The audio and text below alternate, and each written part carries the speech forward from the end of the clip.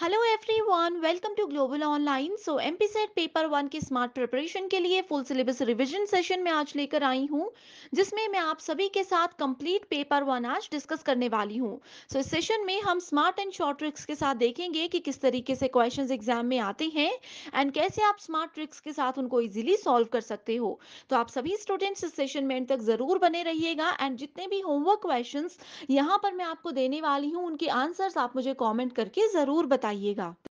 तो paper one preparation के लिए एक कंप्लीट कोर्स हमने लॉन्च किया है, जिसमें कि 100% सिलेक्शन की मैं आपको गारंटी देती हूँ।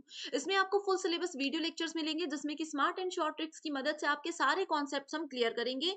Full syllabus notes, full syllabus mock test, जिसमें से कि एज इट इज क्वेश्चंस हर बार एग्जाम में आते हैं। All previous year questions with solution and 2000 plus MCQ question bank हम आपको देते हैं, जिसमें कि हर एक क्वेश्चन के आंसर के साथ आपको डिटेल में एक्सप्लेनेशन भी मिलती है। एंड इसमें से एज इट इज बहुत बार क्वेश्चन एग्जाम में आते हैं, जिससे कि स्टूडेंट्स का बहुत इजीली एग्जाम क्वालिफाई हो जाता है। एंड इस कंप्लीट कोर्स को ज्वाइन करने के लिए स्क्रीन पर दिए गए किसी भी एक नंबर पर व्हाट्सएप की मदद से आप लोग इजीली कांटेक्ट कर सकते हो। जनरली इसकी फी है 3000 रुपीज, लेकिन स्टूडेंट्स आज मैं आपको देती हूँ बहुत ही अच्छा डिस्काउंट, यानी कि इस कंप्लीट कोर्स के लिए आपको सिर्फ 2000 रुपीज पे करने होंगे, जिसको कि लगातार 1 साल तक आप यूज कर सकते हो। तो आज ही इस कंप्लीट कोर्स को ज्वाइन करके आप अपना ड्रीम पूरा कर सकते हो। ऐप को भी डाउनलोड कर सकते हो। ऐप का लिंक डिस्क्रिप्शन बॉक्स में मिल जाएगा। ऐप डाउनलोड करने के बाद स्टोर सेक्शन पे जाकर आपको सर्च बार में लिखना है एमपी सेट। आपके सामने कंप्लीट कोर्स का ओवरव्यू आ जाएगा। आप इस पे जैसे ही क्लिक करते हो कंटेंट सेक्शन पर, आप यहाँ पर देख सकते हो यूनिट वाइज फोल्डर्स आपके सामने है, जिसमें कि फ्री वीडियोस भी अवेलेबल है। आपको यहाँ पर मॉक टेस्ट मिल जाएंगे इंग्लिश में और हिंदी में। एंड इसके अलावा बहुत सारे स्टूडेंट्स यूनिट वाइज और टॉपिक वाइज मेरे सेशंस की डिमांड कर रहे थे, तो उन सभी के लिए सेपरेट सेशंस भी मैं लेकर आई हूँ। तो आप आज ही इनको व्हाट्सएप नंबर्स पर कांटेक्ट करके ज्वाइन जरूर कर सकते हो। पेपर वन प्रिपरेशन के साथ पेपर टू पर भी आपको ध्यान देना बहुत जरूरी है। जिसके प्रिपरेशन के लिए स्टडी मटेरियल हम लेकर आए हैं, जो कि एग्जाम के पैटर्न और डिफिकल्टी लेवल को ध्यान में रखते हुए ही बनाया गया है। स्टडी मटेरियल में आपको पेपर टू के full syllabus notes and MCQs हम देते हैं, जिसमें कि आपको previous year questions, most expected और मोस्ट रिपीटेड क्वेश्चंस की सीरीज मिल जाएगी। एंड इसमें से आपको एज इट इज क्वेश्चंस देखने को मिलेंगे। तो आप सभी स्टूडेंट्स स्क्रीन पर अपने सब्जेक्ट को चेक कीजिए एंड इन नंबर्स पर कांटेक्ट करके आप इसको ज्वाइन कर सकते हो।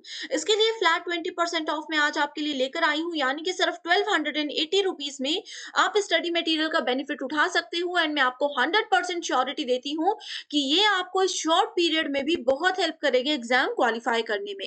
बेसिकली हमारे पास 3 लेवल्स होते हैं: memory level, understanding level and reflective level. तो हिंदी मीडियम स्टूडेंट्स यहाँ पे तीनों लेवल्स का नाम देख सकते हो।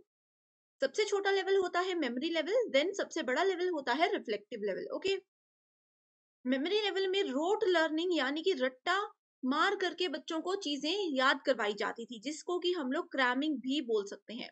ठीक है, जैसे कि अगर छोटे बच्चों की बात करें, तो एबीसीडी उनको एक गाने की तरह याद करवाया जाता था। उनको एग्जैक्ट मीनिंग नहीं पता होता था कि ए फॉर एप्पल होता है तो एप्पल एग्जैक्टली क्या है, क्यों इसका यूज किया जाता है।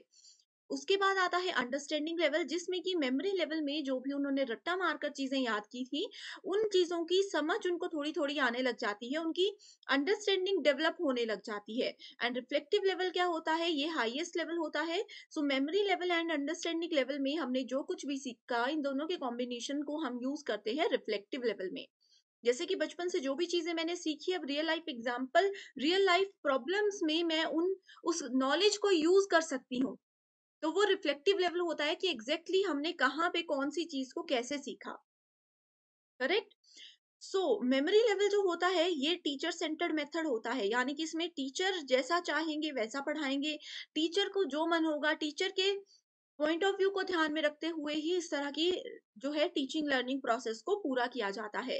Then we have understanding level, इसमें भी यही प्रोसेस रहता है। Then we have learner centred method, जो कि रिफ्लेक्टिव लेवल होता है। इसमें स्टूडेंट्स क्या चाहते हैं, स्टूडेंट्स को कौन से तरीके से पढ़ना पसंद आ रहा है, वो क्या चाहते हैं, उन सब चीजों का ध्यान में रखते हुए ही रिफ्लेक्टिव लेवल ऑफ टीचिंग होती है।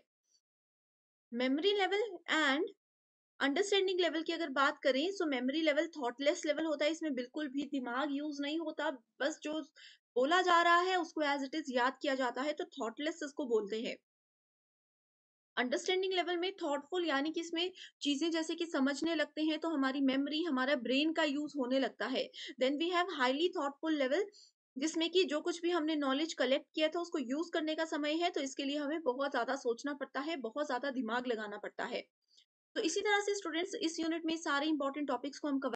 इसी के साथ UGC net paper two preparation के लिए कंप्लीट स्टडी मटेरियल हम लेकर के आए हैं, जिसमें हम आपको full syllabus notes and MCQ series provide कराते हैं। सो पेपर टू के टोटल 10 यूनिट्स यहाँ पे आपको मिलेंगे। Most repeated, most expected and most important MCQs की सीरीज है, जो कि एज इट इज एग्जाम में पूछी जाती है। ये स्टडी मटेरियल यूजीसी नेट के पैटर्न एंड डिफिकल्टी लेवल को ध्यान में रखते हुए ही बनाया गया है, जो कि इंटरव्यू को क्वालिफाई करने में भी आपको मदद करेगा। सो आपके सामने जो भी सब्जेक्ट्स की लिस्ट दी गई है, इसमें से अपना पेपर टू को चेक कीजिए एंड स्क्रीन पर दिए गए किसी भी एक नंबर पर कांटेक्ट करके व्हाट्सएप की मदद से आप इस कोर्स का बेनिफिट उठा सकते हो। जनरली इसकी फी है 1600 रुपीज, लेकिन आज मैं आपको देती हूँ इस पे फ्लैट 20% ऑफ, यानी कि इसके लिए आपको पे करना है सिर्फ और सिर्फ 1280 रुपीज एंड लाइफ टाइम आप इस स्टडी मटेरियल का बेनिफिट उठा सकते हो। तो डायरेक्टली बढ़ते हैं अपने अगले टॉपिक की ओर, जिसका नाम है ब्लूम्स टेक्सोनॉमी, यानी कि ब्लूम का वर्गीकरण। ये टॉपिक बहुत इंपॉर्टेंट है, कोई भी शिफ्ट में एनटीए इसको मिस नहीं करता। सो ब्लूम्स की टेक्सोनॉमी के अकॉर्डिंग हमारे डोमेन्स को 3 सेक्शंस में डिवाइड किया गया है। पहला है कॉग्निटिव डोमेन, जिसको कि रिवाइज्ड कॉग्निशन डायमेंशन लिखा गया है। इसको डायरेक्टली आप लोग कॉग्निटिव डोमेन के नाम से भी जान सकते हो, ठीक है। सेकेंड है साइकोमोटर डोमेन, तीसरा है अफेक्टिव डोमेन। तो कॉग्निटिव डोमेन में हमारे पास 6 स्टेप्स होते हैं। इन स्टेप्स का नाम आपको याद रखने हैं, इनका सीक्वेंस आपको याद रखना है। ओके, तो सबसे पहली चीज क्या आ जाती है? सबसे पहली चीज आती है create, evaluate, analyse, apply, understand and remembering. Correct. So smallest level क्या होता है? Creating level, then we have evaluating. यहां से थोड़ा सा आप इस तरह से देख सकते हो। सबसे पहला लेवल होता है remembering, then we have understanding, then we have application, then we have analysing, then we have evaluating and creating. अब देखो, किसी चीज को मैंने याद कर लिया, मान लीजिए कि मैं पॉट बनाना सीख रही हूँ, मिट्टी के मटके बनाना सीख रही हूँ। मैंने सिर्फ अभी किसी को बनाते देखा, प्रोसेस मैंने याद कर लिया। उसके बाद एग्जैक्टली वो मिट्टी कैसे बनानी है, उसमें क्या क्या चीजें मिलाई जाएंगी, वो सब चीजें अगर मैं समझ गई तो वो आ गया अंडरस्टैंडिंग लेवल। देन उस चीज को अप्लाई करना, जो कुछ मैंने अंडरस्टैंडिंग लेवल में सीखा, रिमेम्बरिंग लेवल में सीखा, उसको अप्लाई करना इस अप्लाइंग लेवल। ठीक है। उसके बाद उसको एनालाइज करना कि जो चीजें मैंने बनाई वो सही बन रही हैं कि नहीं बन रही है, उस चीज को मैं एनालाइज करती रहूंगी। एंड देन इवेल्युएटिंग, मैंने अपने आप को अपना मूल्यांकन करना है कि 10 में से कितने नंबर मैं अपने बनाए हुए पॉट को दूंगी। तो मान लीजिए अभी तक मैंने इस तरह से एक सिंपल सा फ्लावर पॉट बनाना सीख लिया था, इवेल्युएट कर दिया। उसके बाद मैं क्रिएटिंग फेज में आऊंगी, जहां पे ये हो सकता है कि अब मेरे को पूरा प्रोसेस, ये वाला पूरा प्रोसेस पता चल गया। क्रिएटिंग फेज में हम क्या करते हैं, ये रिफ्लेक्टिव फेज की तरह होता है। एक बार हमने सब सीख लिया, मैं डिफरेंट डिफरेंट शेप के इस तरह से पॉट बना सकती हूँ।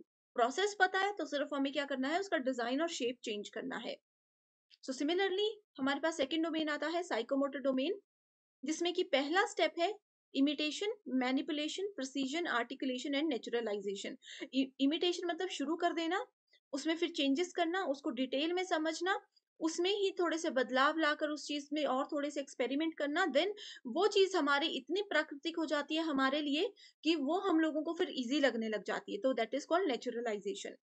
Similarly we talk about affective domain, so receive करना किसी चीज को, मैं आप लोगों को कुछ बता रही हूँ, आप उस चीज को रिसीव कर रहे हो, उससे अकॉर्डिंग आप उस पर रिस्पॉन्ड करोगे, फिर आप उसको वैल्यू दोगे, ऑर्गेनाइज करोगे and then internalising values.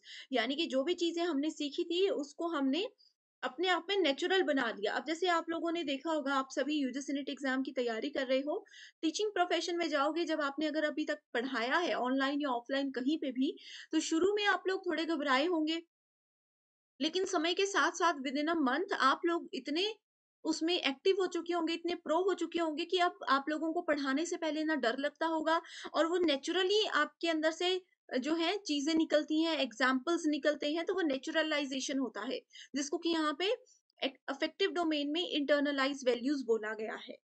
Correct.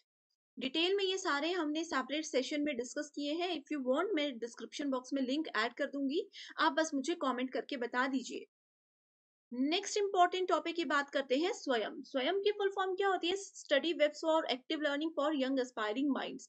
ये क्या है? ये एक ऑनलाइन पोर्टल है जिसमें कि सभी स्टूडेंट्स को फ्री ऑनलाइन एजुकेशन दी जाती है। शिक्षित भारत उन्नत भारत इसका एक मेजर ऑब्जेक्टिव है। स्वयं पोर्टल जो बनाया गया है, इसका मेजर ऑब्जेक्टिव यही है कि इसमें कोई भी बच्चा कहीं भी बैठ करके, आप चाहे इंडिया के किसी भी कॉर्नर पे हो, आप चाहे वर्ल्ड के किसी भी कॉर्नर पे हो, आप कहीं भी बैठ के पढ़ सकते हो। बस उसके लिए आप लोगों को इंटरनेट कनेक्शन और एक अच्छा मोबाइल लैपटॉप होना चाहिए। तो स्वयं का मेजर फोकस यही है कि फ्री ऑनलाइन एजुकेशन सभी बच्चों को दी जाए, ताकि इक्वालिटी रहे और सभी बच्चे पढ़ लिख सकें। नेक्स्ट वी हैव स्वयं प्रभा। स्वयं प्रभा क्या है? ये भी एजुकेशन से ही रिलेटेड है, लेकिन ये फ्री डीटीएच चैनल है। एंड स्वयं में एक मैं आप लोगों को बता देना चाहती हूँ, इसमें बेसिकली हमारे पास क्वाड्रेंट्स होते हैं, जो कि 4 क्वाड्रेंट्स है। इसमें आप लोगों को ई कंटेंट भी मिल जाएगा, यानी कि पीडीएफ के फॉर्मेट में नोट्स भी मिल जाएंगे। आप लोग अपने आप को इवैल्यूएट भी कर सकते हो। आप लोग इसमें टेस्ट भी दे सकते हो। आप लोगों को इसमें वीडियो लेक्चर्स भी मिल जाएंगे। इवैल्यूएशन एंड टेस्ट एक ही चीज हो गई। एंड यहाँ पे आप लोगों का ऑनलाइन डिस्कशन फोरम भी इसमें प्रोवाइड कराते हैं। तो ये 4 चीजें हैं जिस पे फोकस करके स्वयं बेसिकली काम करता है। स्वयं प्रभा की बात करें, इसका मेजर फोकस भी बच्चों तक जो है पढ़ाई पहुंचाना है, बच्चे हर कहीं से पढ़ सकें, यही इसका उद्देश्य है। लेकिन ये क्या है? ये एक डीटीएच चैनल है। आप लोगों ने घर में टीवी देखते होंगे, जो फ्री चैनल्स होते हैं, फ्री डिश होती है, आप लोगों ने उसमें बहुत बार ये देखा होगा कि पूरा पूरा दिन जब आप उस चैनल के आसपास से क्रॉस होते होंगे, तो आपने देखा होगा कि वहां पे हर समय टीचर्स पढ़ा ही रहे होते हैं। तो वो स्वयं प्रभा के अंडर चैनल आते हैं। सो इसमें टोटल 34 डीटीएच चैनल है, जो कि डायरेक्टली आप लोग अपने घर पे बैठ के ही एक्सेस कर सकते हो। इसको 19 अक्टूबर 2020 को स्टार्ट किया गया था। अब यहाँ पे स्टूडेंट्स एक होमवर्क क्वेश्चन मैं आपको देती हूँ। जैसे कि स्वयं प्रभा का मैंने आपको बताया कि 19 अक्टूबर 2020 को इसको स्टार्ट किया गया है, वैसे ही स्वयं को कब लॉन्च किया गया?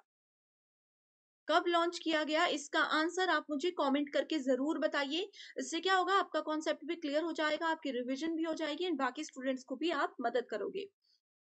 तो स्वयं प्रभा में 24/7 एजुकेशनल चैनल्स में जो है रिपीट होते रहते हैं लेक्चर्स। अब देखो, 24/7 का मतलब ये नहीं है कि हर वक्त वो टीचर्स पढ़ा रहे हैं। ठीक है? तो कई बार वो रिकॉर्डेड सेशंस भी होते हैं, कई बार वो लाइव सेशंस भी होते हैं। तो दिन में एक बार मान लीजिए सुबह 9 बजे से लेकर के 11 बजे तक एक सेशन किसी पर्टिकुलर टीचर ने ले लिया। उसके बाद यही सेशन को पूरा दिन 4 से 5 बार इसी पे रिपीट किया जाता है, कि अगर कई स्टूडेंट सुबह का सेशन अटेंड नहीं कर पाए तो वो शाम को कर सकते हैं, शाम को नहीं कर पाए तो वो रात को कर सकते हैं। तो इसीलिए ये 24/7 प्रोग्राम्स रन होते रहते हैं। एंड इसके लिए सैटेलाइट कौन सा यूज होता है, एग्जाम में ये भी पूछा जाता है। तो जी सैट 15, यानी कि जियो स्टेशनरी सैटेलाइट 15 इसमें यूज होता है। आगे अगर हम बात करें यूजीसी मूक के बारे में, सो मूक क्या है? ये स्वयं का ही एक वर्टिकल है, स्वयं का ही एक सब पार्ट हम इसको बोल सकते हैं। करेक्ट? सो मूक की फुल फॉर्म होती है मैसिव ओपन ऑनलाइन कोर्सेज। इसको याद रख लीजिए, एग्जाम में जरूर आती है। ठीक है? जैसे कि मैंने आपको बताया, स्वयं स्वयं की फुल फॉर्म भी एग्जाम में बहुत बार आती है। इसके कितने क्वाड्रेंट्स है? ठीक है? इसके कितने कोऑर्डिनेटर्स हैं? सो इसके 9 कोऑर्डिनेटर्स हैं, नेशनल कोऑर्डिनेटर्स। मूक की बात नहीं कर रही, स्वयं की ही बात कर रही हूँ। 4 क्वाड्रेंट्स है एंड 9 नेशनल कोऑर्डिनेटर्स हैं। राइट? एंड ये क्या है? ये एक वेब बेस्ड प्लेटफॉर्म है which provide unlimited number of students world wide with a chance of distance education with best institutes in the world. So अच्छे से अच्छे इंस्टीट्यूट के टीचर्स, जैसे कि आईआईटीज की बात करें, एनआईटीज की बात करें, आईआईएम, इस तरह के जो टीचर्स होते हैं, वो इन पोर्टल्स में पढ़ाते हैं। Established back in 2008 and gained momentum in 2012 as a popular learning tool. So 2008 में इसको बना दिया गया था, लेकिन पॉपुलर ये 2012 में हुआ, उसके बाद से यूज होने लगा। नेक्स्ट इंपॉर्टेंट टॉपिक है इवैल्यूएशन सिस्टम। सो इवैल्यूएशन यानी कि मूल्यांकन करना। जब एक टीचर पढ़ाते हैं स्टूडेंट्स को, उसके बाद एक टीचर स्टूडेंट्स के टेस्ट लेते हैं, चाहे चाहे वो फाइनल एग्जाम है, चाहे वो क्लास टेस्ट है। तो उससे हम क्या करते हैं? किसी एक स्टूडेंट का मूल्यांकन करते हैं कि जो भी हमने पढ़ाया वो उनको क्लियर हुआ कॉन्सेप्ट या फिर नहीं हुआ। करेक्ट? सो इसी तरह से यहाँ पे मूल्यांकन जो है बहुत इंपॉर्टेंट होता है, अगर हम अपनी टीचिंग को और लर्निंग को इफेक्टिव बनाना चाहते हैं, बेहतर बनाना चाहते हैं। Evaluation is the process of gathering and interpreting evidence on changes in the behavior of the students as they progress through schools. Simple सी लैंग्वेज में बोलते हैं कि बच्चों के व्यवहार में जो परिवर्तन आते हैं, बच्चे जो चीजें सीखते हैं क्लास में उसको चेक करना बहुत जरूरी है। अगर इवैल्यूएशन ही नहीं होगा, अगर फाइनल एग्जाम या क्लास टेस्ट ही नहीं होंगे, तो एक टीचर को कैसे पता लगेगा कि वो बच्चा समझ रहा है? नहीं तो बच्चे तो सुनेंगे ही नहीं क्लास में। ठीक है, सो कोठारी कमीशन के अंदर इवैल्यूएशन की एक इंपॉर्टेंट डेफिनेशन दी गई है, जिसमें कहा गया है evaluation is a continuous process, it forms an integral part of total system of education and is intimately related to educational objectives. so इसका एजुकेशनल ऑब्जेक्टिव्स होते हैं।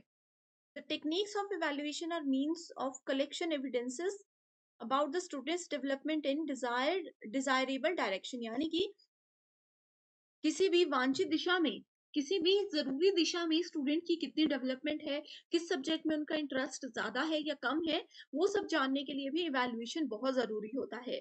सो ये इवैल्यूएशन का बेसिक इंट्रोडक्शन था। इसके बाद आते हैं टाइप्स पे, जो कि बहुत ज्यादा इंपॉर्टेंट है।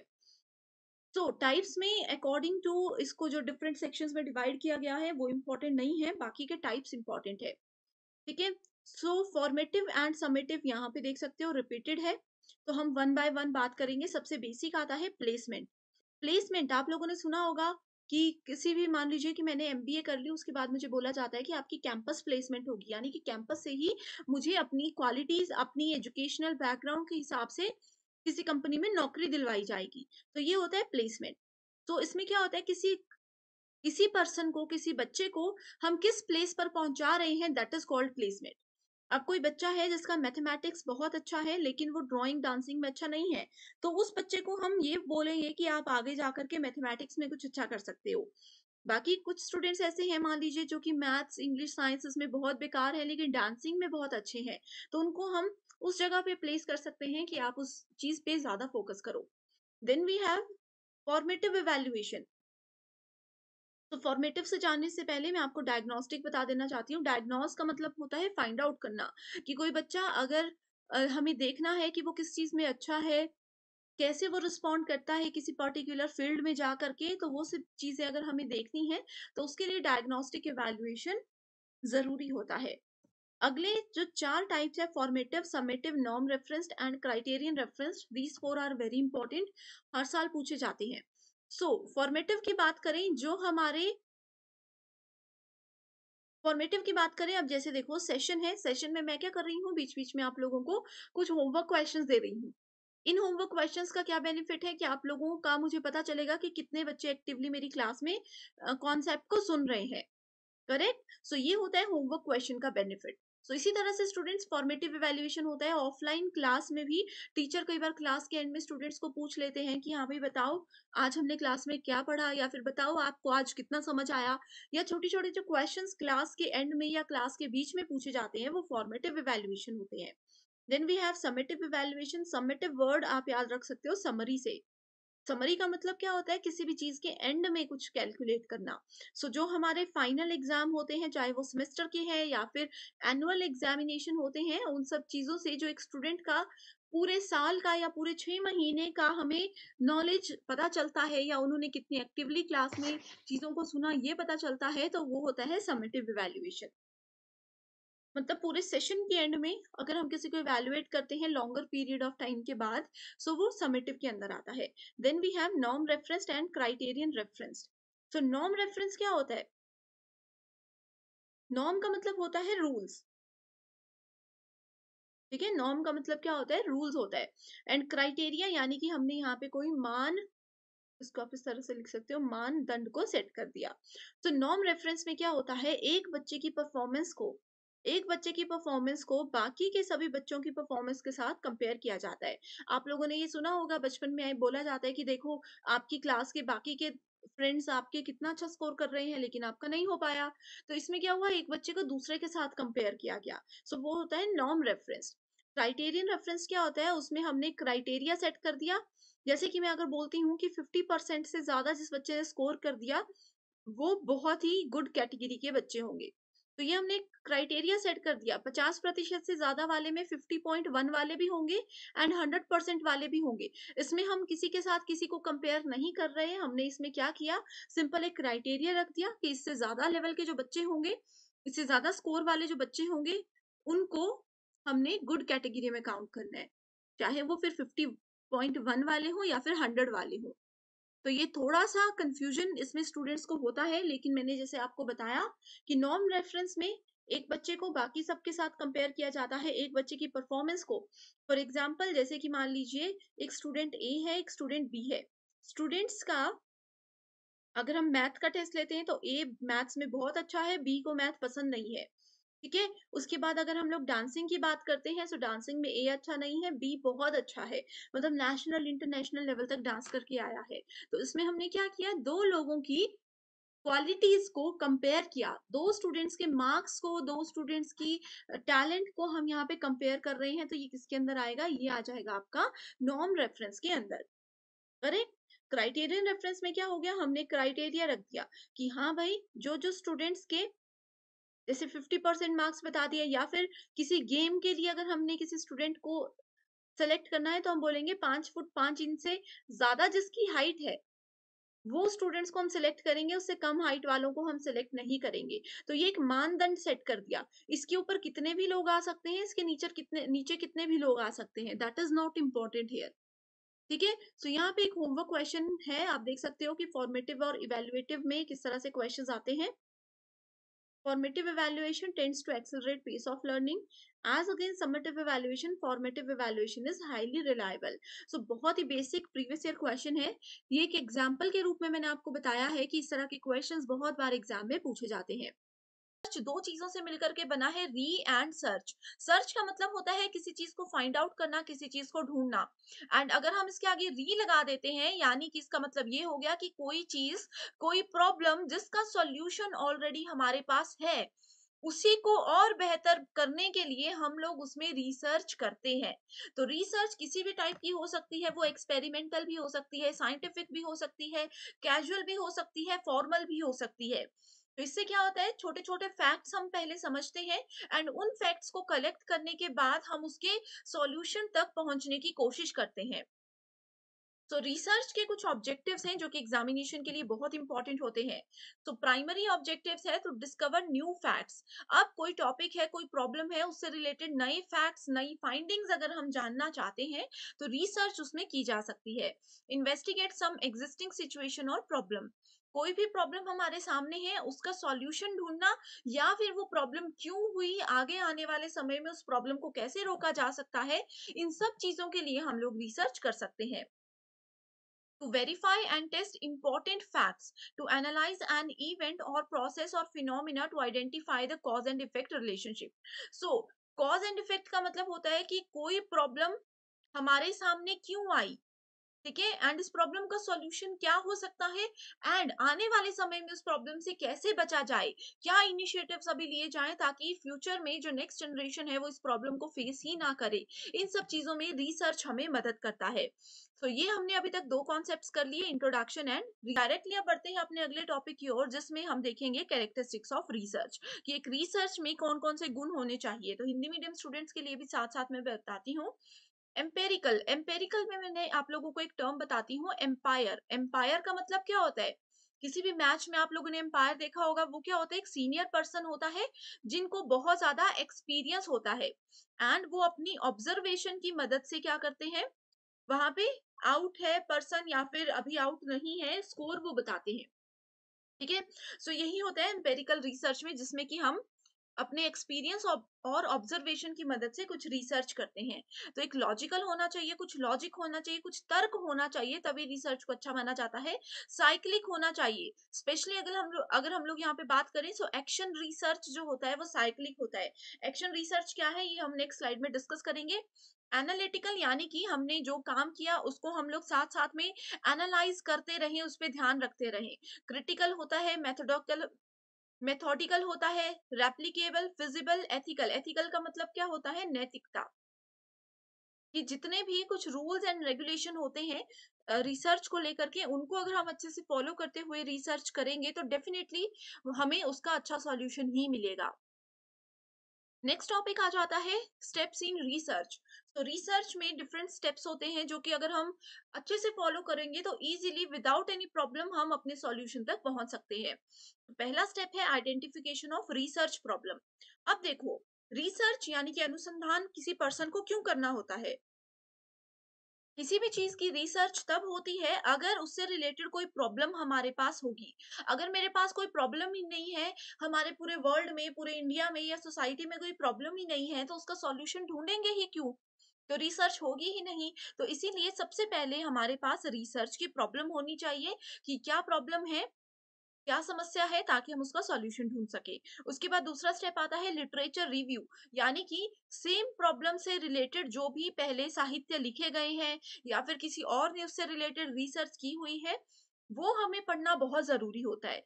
क्योंकि कई बार क्या होता है कि मान लीजिए कि एबीसी नाम की कोई प्रॉब्लम है, ये प्रॉब्लम मेरे सामने है एंड मैं सोच रही हूँ कि ये तो बहुत बड़ी प्रॉब्लम है, इसका सॉल्यूशन मैं रिसर्च करके ढूंढ लूंगी।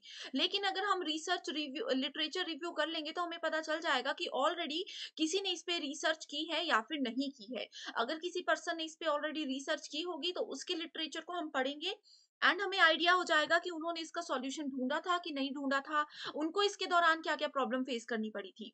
Then we have formulation of hypothesis, यानी कि परिकल्पना बना लेना।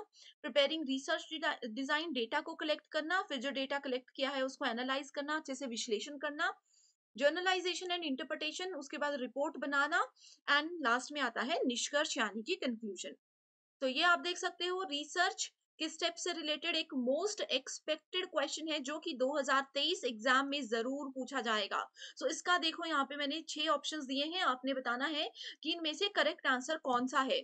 इसका आंसर आप मुझे कमेंट करके बताइए, मैं वहां पर ही आपको बताऊंगी कि ये सही है या गलत है। नेक्स्ट टॉपिक आ जाता है रिसर्च आर्टिकल, यानी कि शोध का आलेख। So research article reports on the results of original research, reviews its contribution to knowledge body in a specific field and publishes it in a peer reviewed journal। Simple सी language में इसको हम समझते हैं, रिसर्च आर्टिकल क्या होता है, इसको हम लोग कई बार एम्पेरिकल और प्राइमरी सोर्स भी बोलते हैं, यानी कि प्राथमिक जगह है जहां से हम किसी भी रिसर्च के बारे में जान सकते हैं। रिसर्च आर्टिकल एक जर्नल आर्टिकल होता है, ये एक जर्नल आर्टिकल होता है in which authors report on research they did. अब मान लीजिए मैं क्या कर रही हूँ, मैं रिसर्च कर रही हूँ कोई भी टॉपिक पर, किसी भी सोशल प्रॉब्लम पे मैं रिसर्च कर रही हूँ। अब मैंने अपनी रिसर्च के दौरान क्या क्या किया, क्या प्रॉब्लम मेरे सामने थी एंड कैसे मुझे इसका सॉल्यूशन मिला, इस पे छोटा सा आर्टिकल जो लिखा जाता है वो रिसर्च आर्टिकल के अंदर लिखा जाता है। Research articles are always primary source. Whether or not a research article is peer reviewed depends on journal that publishes it. Okay? तो इसमें टिपिकली क्या क्या चीजें होती हैं? इसमें होता है हमारे रिसर्च से रिलेटेड इंट्रोडक्शन, उसके बाद होता है इसमें मेथड्स की किस किस तरीके की रिसर्च को हमने यहाँ पे यूज किया। उसके बाद आता है कि रिसर्च के मेथड्स यूज करने के बाद क्या हमारे पास रिजल्ट आया एंड फिर उससे रिलेटेड डिस्कशन आती है कि जो काम हमने यहाँ पे किया वो बेनिफिशियल है, उससे रिलेटेड हमें कोई फायदा हो सकता है या नहीं हो सकता। तो ये सारी चीजें रिसर्च आर्टिकल के अंदर आती है। इसका बेनिफिट क्या होता है कि मान लीजिए कि मैंने 2019 में किसी भी सोशल प्रॉब्लम को लेकर के रिसर्च की, अब 2023 में मेरे स्टूडेंट्स जो ये वीडियो देख रहे हैं उनका यूजीसी नेट जेआरएफ क्वालिफाई हो जाएगा एंड वो लोग भी मान लीजिए सेम ही सोशल प्रॉब्लम प्रॉब्लम पर रिसर्च करने के बारे में सोच रहे हैं। तो आपको अगर देखना होगा कि अंकिता मैम ने कैसे रिसर्च किया था, क्या क्या प्रोसेस फॉलो किया था, तो आप मेरा रिसर्च आर्टिकल देख सकते हो, इससे आपको बेनिफिट हो जाएगा। तो ये इसका मेजर ऑब्जेक्टिव होता है। करेक्ट। सो आई होप ये टॉपिक आपको बिल्कुल समझ आ गया है।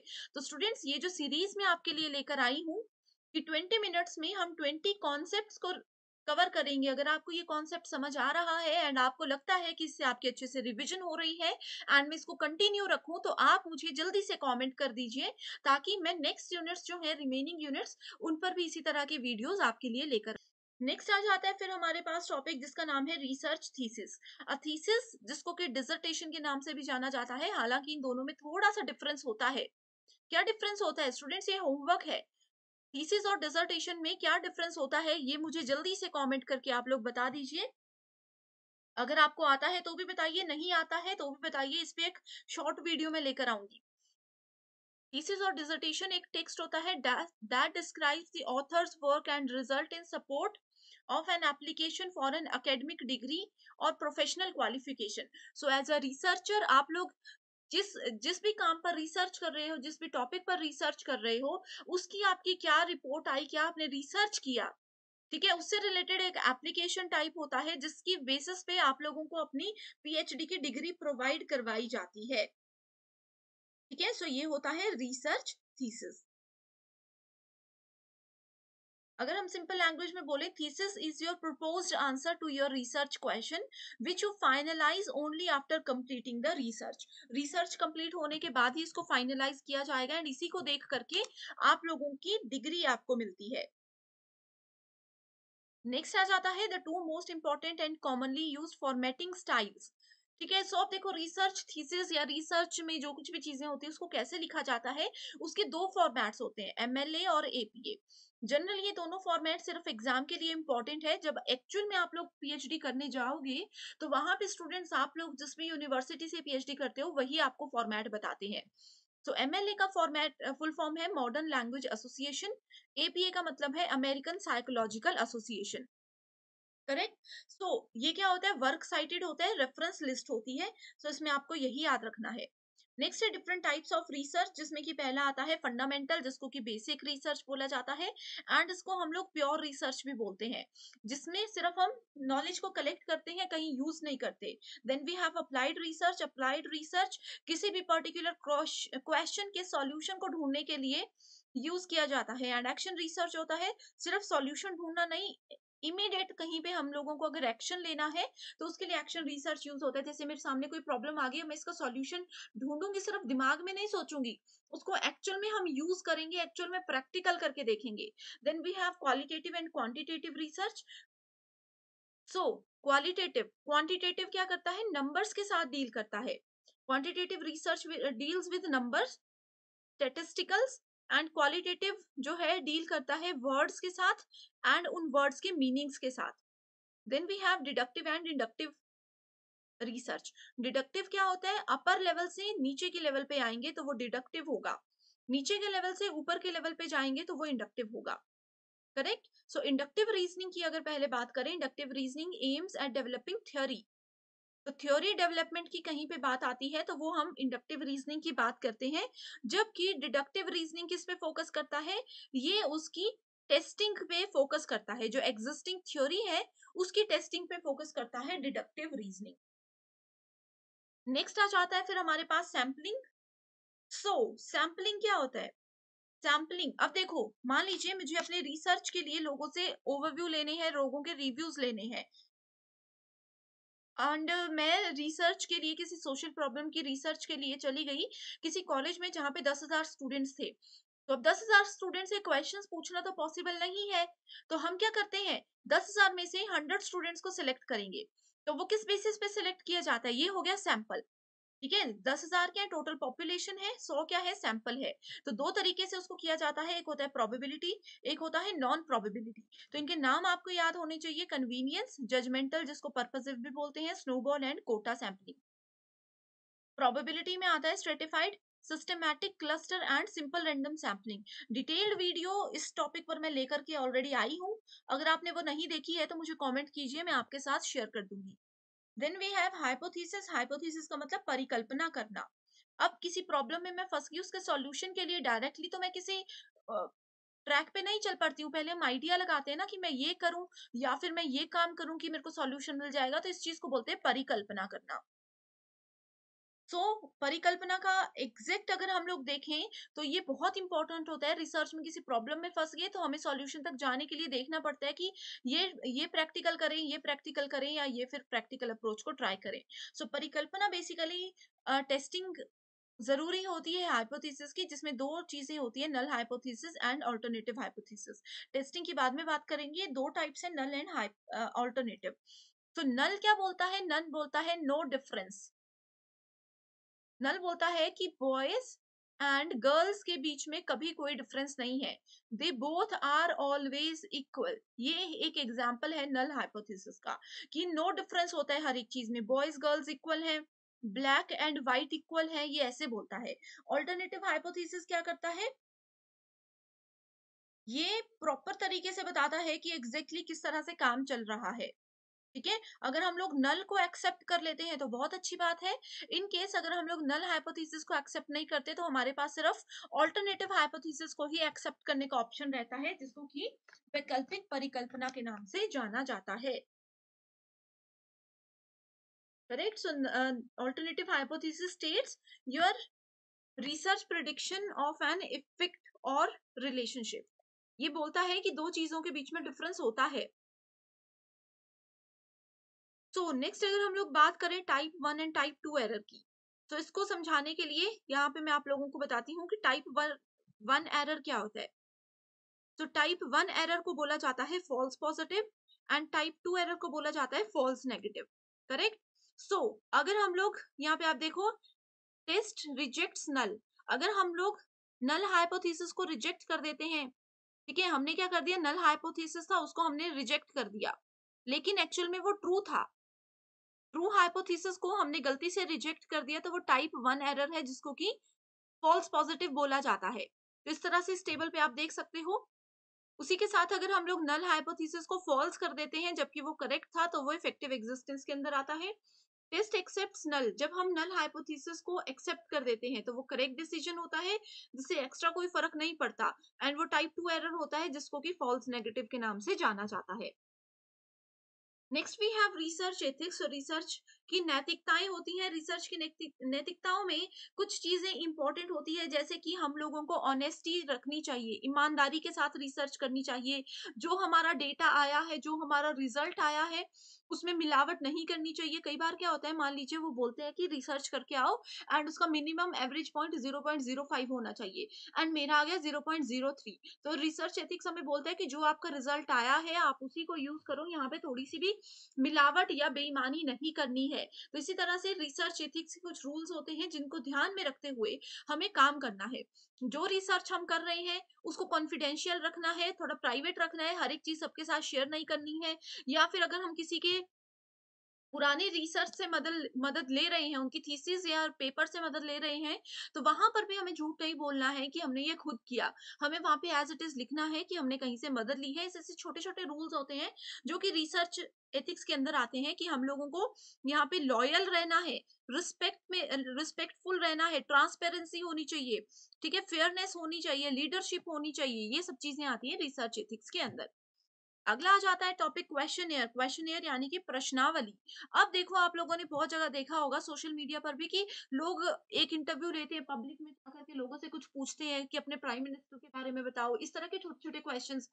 ये क्या होता है, ये क्वेश्चनियर होते हैं कि हम पब्लिक में जाते हैं और उनसे पूछते हैं, ये इंक्वायरी हो रही होती है, कि इस तरह के क्वेश्चन से हम ये भी जान सकते हैं कि हमारे जो यूथ है, जो यंग जनरेशन है, उनको अपनी कंट्री के मिनिस्टर्स या अपनी संस्कृति के बारे में कितना पता है। तो इस तरह के क्वेश्चंस जो होते हैं, सर्वे, इंटरव्यू, ये सब इसमें आते हैं, इसमें छोटे छोटे क्वेश्चंस पूछे जाते हैं।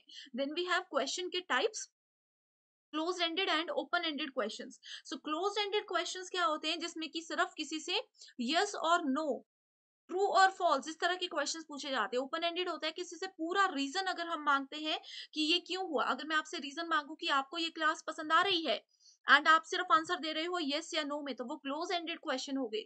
अगर मैं आपको पूछूं कि आपको ये क्लास पसंद आ रही है, इसका सबसे अच्छा कारण बताइए, कि आपको इस क्लास में सबसे अच्छा क्या लगा, तो वो हो गया ओपन एंडेड क्वेश्चन, जिसका आंसर आप मुझे कमेंट करके बताओगे कि आपको इस क्लास में क्या अच्छा लगा या क्या बुरा लगा। करेक्ट। नेक्स्ट है हमारे पास वेरिएबल्स। वेरिएबल्स क्या होते हैं, वेरिएबल कुछ भी हो सकता है, कोई पर्सन, कोई प्लेस, कोई जगह, कोई सामान, कुछ भी हो सकता है। दो वेरिएबल है ए एंड बी। ये वेरिएबल अगर एक दूसरे पर निर्भर है, कि अगर मैं एक को डिलीट कर दूं तो दूसरा भी खत्म हो जाएगा, तो वो होते हैं डिपेंडेंट वेरिएबल, यानी कि निर्भर चर। ठीक है, अगर मैं एक को डिलीट कर देती हूँ, दूसरे को इससे कोई फर्क नहीं पड़ता, तो ये होते हैं इंडिपेंडेंट वेरिएबल, यानी कि स्वतंत्र चर। तो ये होते हैं वेरिएबल्स, जो कि आपको पता होने चाहिए। एंड वेरिएबल्स पे रिलेटेड एक प्रीवियस ईयर क्वेश्चंस मैंने आपके साथ शेयर किया है, जो कि एग्जाम में जरूर आएगा ही आएगा। Then we have position paper. Position paper क्या होता है, ये ऐसा होता है जिसमें कि it is an essay that presents an arguable opinion about an issue. किसी प्रॉब्लम को लेकर के कोई ओपिनियन है, कोई हाईलाइटेड इशू है, उसके बारे में यहाँ पे लिखा जाता है। टिपिकली ये किस पे काम करता है, कोई भी पॉलिटिक्स है, लॉ से रिलेटेड है, एकेडमिक्स से रिलेटेड है, इस तरह की जो चीजें होती हैं उनके लिए पोजीशन पेपर को जनरली यूज किया जाता है। ये थे इस यूनिट के मोस्ट इंपॉर्टेंट 20 टॉपिक्स जो कि हर साल एग्जाम में पूछे जाते हैं। अब डायरेक्टली हम नेक्स्ट यूनिट की ओर मूव करते हैं। साथ अब शुरू करते हैं आईसीटी की बेसिक डेफिनेशन से। सबसे पहले स्टूडेंट्स, आपको आईसीटी की फुल फॉर्म पता होनी चाहिए, जो कि है information and communication technology. Information का मतलब क्या होता है? सूचना, कहीं से भी हमें सूचना मिलती है, एंड इंटरनेट की मदद से हम लोग कम्युनिकेट कर सकते हैं, यानी कि संचार कर सकते हैं, बातचीत कर सकते हैं। एंड टेक्नोलॉजी की मदद से हम लोगों को कहीं जाने की जरूरत नहीं है, हम लोग घर बैठे ही इंफॉर्मेशन भी कलेक्ट कर सकते हैं एंड किसी से बातचीत यानी कि कम्युनिकेट भी कर सकते हैं। तो ये मतलब होता है इंफॉर्मेशन एंड कम्युनिकेशन टेक्नोलॉजी का। इसके अंदर internet, electronic devices, computer, radio, television या फिर लेटेस्ट टेक्नोलॉजीज जो भी हैं वो सारी चीजें आ जाती है। तो ये था हमारा पहला टॉपिक जिसमें हमने बेसिक डेफिनेशन इसकी देखी है। अब हमारा अगला टॉपिक है main four components of computer system. तो कंप्यूटर अगर आप लोग पहली बार पढ़ रहे हो तो स्टूडेंट्स आपको ये जानना बहुत जरूरी है कि कंप्यूटर के मेन कौन कौन से पार्ट्स होते हैं। तो इस तरह की जो स्क्रीन आपके सामने आती है ये होता है मॉनिटर, ठीक है। ये होता है keyboard. Then we have mouse. तो माउस भी दो तरह के होते हैं, एक वायर्ड एक wireless, correct. Then we have speakers, यहाँ पे आप देख सकते हो। एंड यहाँ पे है ये सीपीयू, इसको कंप्यूटर लिखा हुआ है लेकिन ये क्या है, सीपीयू है। And here we have printer. Printer और स्पीकर्स को ऐड करना या नहीं करना ये आपकी अपनी रिक्वायरमेंट होती है। इसके अलावा keyboard, mouse, monitor and CPU ये पार्ट्स कंपलसरी होते हैं। इनमें से अगर एक भी पार्ट मिसिंग है तो हमारा कंप्यूटर अच्छे से काम नहीं करता। तो ये सभी पार्ट्स को हम अब डिटेल में डिस्कस करने वाले हैं। तो सबसे पहले हम देखेंगे input devices, output devices, processing devices and storage devices. Input devices वो डिवाइसेस होती हैं जिसकी मदद से हम डेटा को एंटर कर सकते हैं। अब जैसे कि मैं बोल रही हूँ, मेरी जो आवाज है वो मेरे लैपटॉप के माइक के थ्रू जा रही है। तो माइक क्या हो गया, इनपुट डिवाइसेस हो गई। अब आप लोग अपने कंप्यूटर या मोबाइल में मेरा ये सेशन देख रहे हो तो आप लोगों को आवाज बाहर को आ रही है, यानी कि आउटपुट डिवाइस से आ रही है। तो आउटपुट डिवाइस क्या है, स्पीकर्स है। जैसे कि ये जो कंप्यूटर की स्क्रीन होती है जिसको मॉनिटर बोला जाता है, कंप्यूटर के अंदर जो कुछ भी होता है वो हमें यहाँ पे दिखाई देता है, यानी कि ये आउटपुट है, ये आउटपुट डिवाइस है। कीबोर्ड क्या है, कीबोर्ड एक इनपुट डिवाइस है, क्योंकि इससे हम जो कुछ भी एंटर करेंगे, जो कुछ भी इसमें दबाएंगे, वो सारी चीजें हमारे कंप्यूटर के अंदर चली जाएंगी। सिमिलरली माउस भी क्या है, इनपुट डिवाइस है। अब अगर हम सीपीयू की बात करें, सीपीयू क्या है, ना ही ये इनपुट डिवाइस है ना ही ये आउटपुट डिवाइस है। सीपीयू को बोला जाता है ब्रेन ऑफ कंप्यूटर, यानी कि कंप्यूटर का दिमाग। अब मेरे हाथ काम कर रहे हैं, मैं जैसे बोल रही हूँ, मैं मुंह से बोल रही हूँ, लिख रही हूँ, ये देखो मैं कुछ भी लिख रही हूँ तो मैं हाथों से लिख रही हूँ, लेकिन ये सारी इंस्ट्रक्शंस मुझे कौन दे रहा है, ये सब इंस्ट्रक्शंस मुझे मेरा दिमाग दे रहा है। वैसे ही कंप्यूटर में हम चाहे प्रिंटर से कोई प्रिंट आउट निकलवाएं, मॉनिटर में कुछ गाने चलाएं, ये सारी चीजों के पीछे कौन होता है, सीपीयू होता है। इसी के साथ अब बात करते हैं अगले टॉपिक की, जो कि है इनपुट डिवाइस। इनपुट डिवाइसेस मैंने आपको बता दिए, कुछ एग्जाम्पल्स हैं जो कि एग्जाम में पूछे जाते हैं। इससे रिलेटेड कैसा क्वेश्चन आता है वो भी अभी हम डिस्कस करेंगे। इनपुट डिवाइसेस में पहला है कीबोर्ड, दूसरा है माउस। ये दोनों बिल्कुल बेसिक हैं। जैसे माइक्रोफोन, जैसे मैंने आप लोगों को अभी माइक बताया कि मैं बोल रही हूँ, मेरी आवाज कहाँ से जा रही है, मेरे माइक से मेरे लैपटॉप के अंदर जा रही है, ठीक है। वैसे ही जॉयस्टिक होता है, ये गेमिंग के लिए यूज होता है, ट्रैक बॉल भी यूज होता है। देन वी हैव स्कैनर, यानी कि कोई कागज आपके पास है, उस कागज को अगर आपने इमेज के फॉर्मेट में एंटर करवाना है, अंदर रखना है अपने कंप्यूटर में या लैपटॉप में, तो स्कैनर यूज होता है। टच स्क्रीन मोबाइल्स आप यूज करते हो तो वो भी क्या है, इनपुट डिवाइस है। वेब कैम जो कैमरा होता है वो भी इनपुट डिवाइस है। तो ये लिस्ट आपको याद रख लेनी है। Next we have output devices, जो कि हमें रिजल्ट्स बाहर डिस्प्ले करवाती है। डिस्प्ले करवाने के लिए सबसे पहले मॉनिटर, हेडफोन्स जिससे कि आवाज बाहर हमें सुनाई देती है, स्क्रीन प्रोजेक्टर यानी कि कंप्यूटर के अंदर जो कुछ भी चल रहा है वो हम वॉल पर इसके थ्रू देख सकते हैं, तो ये हमें रिजल्ट आउट करके दे रहा है। प्रिंटर क्या करता है, कंप्यूटर के अंदर जो फोटो है, जो भी पेपर है, उसको एक कागज में हमें निकाल कर देता है। सिमिलरली प्लॉटर होता है, प्रिंटर प्लॉटर सेम ही फैमिली से बिलोंग करते हैं। Sound card, speaker, video card, ये सब हमने बता दिए, जीपीएस लोकेशन। तो ये सब क्या है? ये सब के सब आउटपुट डिवाइसेस है। अब नेक्स्ट टॉपिक आता है कीबोर्ड। आप बोलोगे कीबोर्ड तो आ गया मैम, ऑलरेडी हमने इनपुट डिवाइसेस में इसको कवर कर दिया, लेकिन कीबोर्ड अपने आप में ये एक बहुत बड़ा टॉपिक है यूजीसी नेट एग्जामिनेशन के लिए। सो कीबोर्ड पे बहुत सारी कीज होती हैं। अब यहाँ पे एक होमवर्क क्वेश्चन नोट कर लीजिए। टोटल नंबर ऑफ कीज कितनी होती है एक जनरल कीबोर्ड में? ये क्वेश्चन 100% एग्जाम में आएगा। तो स्टूडेंट्स इसका आंसर मुझे आप कमेंट करके बताइए। अगर नहीं आता है तो भी कमेंट करके बता दीजिए कि मैम हमें इसका आंसर नहीं पता, तो मैं वहां पर ही आपको रिप्लाई करूंगी। एंड अगर आपको इसका आंसर आता है तो भी कमेंट कर दीजिए, ताकि बाकी के स्टूडेंट्स को भी मदद मिल जाए। टोटल कितने बटन्स होते हैं कीबोर्ड में, कितनी कीज होती हैं, ये आपने बताना है। अब देखो, ये जितनी भी कीज हैं, इसको छोटे छोटे हिस्सों में डिवाइड किया गया है। तो सबसे ऊपर वाला हिस्सा जो आता है, ये आता है function keys. So function keys होती है F1 से F12 तक। कॉर्नर वाली की जिसमें ESC लिखा होता है, ये होती है एस्केप की। करेक्ट। देन वी हैव ये बड़ा सा, इसको बोला जाता है स्पेस बार। यहाँ पे कंट्रोल बटन, यहाँ पे कंट्रोल बटन। अब आप बोलोगे कि दो बार एक ही बटन क्यों है? अब देखो, जैसे कि कीबोर्ड में ये वाला जो एरिया होता है ना, ये वाला एरिया, इसमें बेसिक A to Z होते हैं। ठीक है, ए से जेड तक के यहाँ पे अल्फाबेट्स होते हैं। अगर हमें ये आधे में डिवाइड करते हैं, अगर ये वाले कीज को प्रेस करना है तो ये वाले कंट्रोल के साथ कर सकते हैं, एंड बाकी के कीज को प्रेस करना है तो इस कंट्रोल के साथ कर सकते हैं। तो फिंगर्स इजीली मूव हो जाती हैं। करेक्ट। सो ये बटन क्या होता है? ये होता है एंटर बटन, जिससे कि हम कुछ लिखते हुए इसके बाद अगली लाइन पर आते हैं। मैंने अपना नाम लिख दिया, अगली लाइन पे आना है तो एंटर प्रेस कर सकते हैं। ये वाला जो बटन है, ये होता है बैक स्पेस, यानी कि एक स्पेस पीछे जाना है। करेक्ट। ये होता है हमारे पास डायरेक्शनल कीज, जिसको कि एरो कीज के नाम से भी जाना जाता है। टॉप, डाउन, लेफ्ट, राइट, ये चार तरह की कीज होती हैं। Then we have numeric keypad, जिसमें कि 0 से 9 तक नंबर होते हैं। प्लस, मल्टीप्लिकेशन, माइनस, डिवीजन, ये सारे सिंबल्स भी इसमें आपको मिलते हैं। इसके अलावा हमारे पास यहाँ पे कुछ स्पेशल सिंबल्स होते हैं, जैसे कि at the rate, percentage, and का साइन, डॉलर का साइन, ये स्टार हो गया, ये जितने भी सिंबल्स होते हैं, लेस देन, ग्रेटर देन, ठीक है, ये करली ब्रेसेस, ये सारे आते हैं स्पेशल सिंबल्स के अंदर। Correct. So I hope students, यहाँ तक की जो चीजें हैं आप लोग कीबोर्ड के केस में समझ गए हो। अब होमवर्क क्वेश्चन जो दिया है, जरूर उसका रिप्लाई कीजिएगा। नेक्स्ट टॉपिक आता है types of printer. So printer भी क्या है? प्रिंटर हमारे पास है एक आउटपुट डिवाइस। इसको दो हिस्सों में बांटा गया है, impact and non impact printer. Impact printer होते हैं जो कि डायरेक्टली पेपर और प्रिंटर की जो डिवाइस होती है, प्रिंटर डिवाइस के अंदर जो मेन पार्ट होता है जो प्रिंट करने में हमें मदद करता है, उसको ये पेपर के साथ टच करते हुए काम करता है। तो इसको भी दो हिस्सों में डिवाइड किया गया है, कैरेक्टर एंड लाइन। लाइन में दो टाइप्स होते हैं, dot matrix and Daisy wheel. And sorry, character के दो टाइप्स हैं ये, एंड लाइन के दो टाइप्स है, drum, chain and band. Then we have non impact, इसमें आता है inkjet, laser and thermal. So ये सीक्वेंस आपको याद होना चाहिए। एग्जाम में पूछा जा सकता है कि चेन प्रिंटर किस कैटेगरी में आता है, तो ये लाइन प्रिंटर के अंदर इम्पैक्ट में आता है। ओके। नेक्स्ट यहाँ पे देख सकते हो स्टूडेंट्स, ये आप लोगों के पास एक होमवर्क क्वेश्चन है। अभी हमने डिस्कस किया कि कौन सी इनपुट डिवाइसेस है। चार ऑप्शंस है। यहाँ पे देखो, बहुत सारे डिवाइसेस के नाम इस तरह से लिखे हुए हैं, आप देख सकते हो। तो जो जिस भी ऑप्शन में सभी डिवाइसेस इनपुट डिवाइसेस हैं, वो आपका करेक्ट आंसर होगा। तो मुझे कमेंट करके बताइए कि क्या सही आंसर है।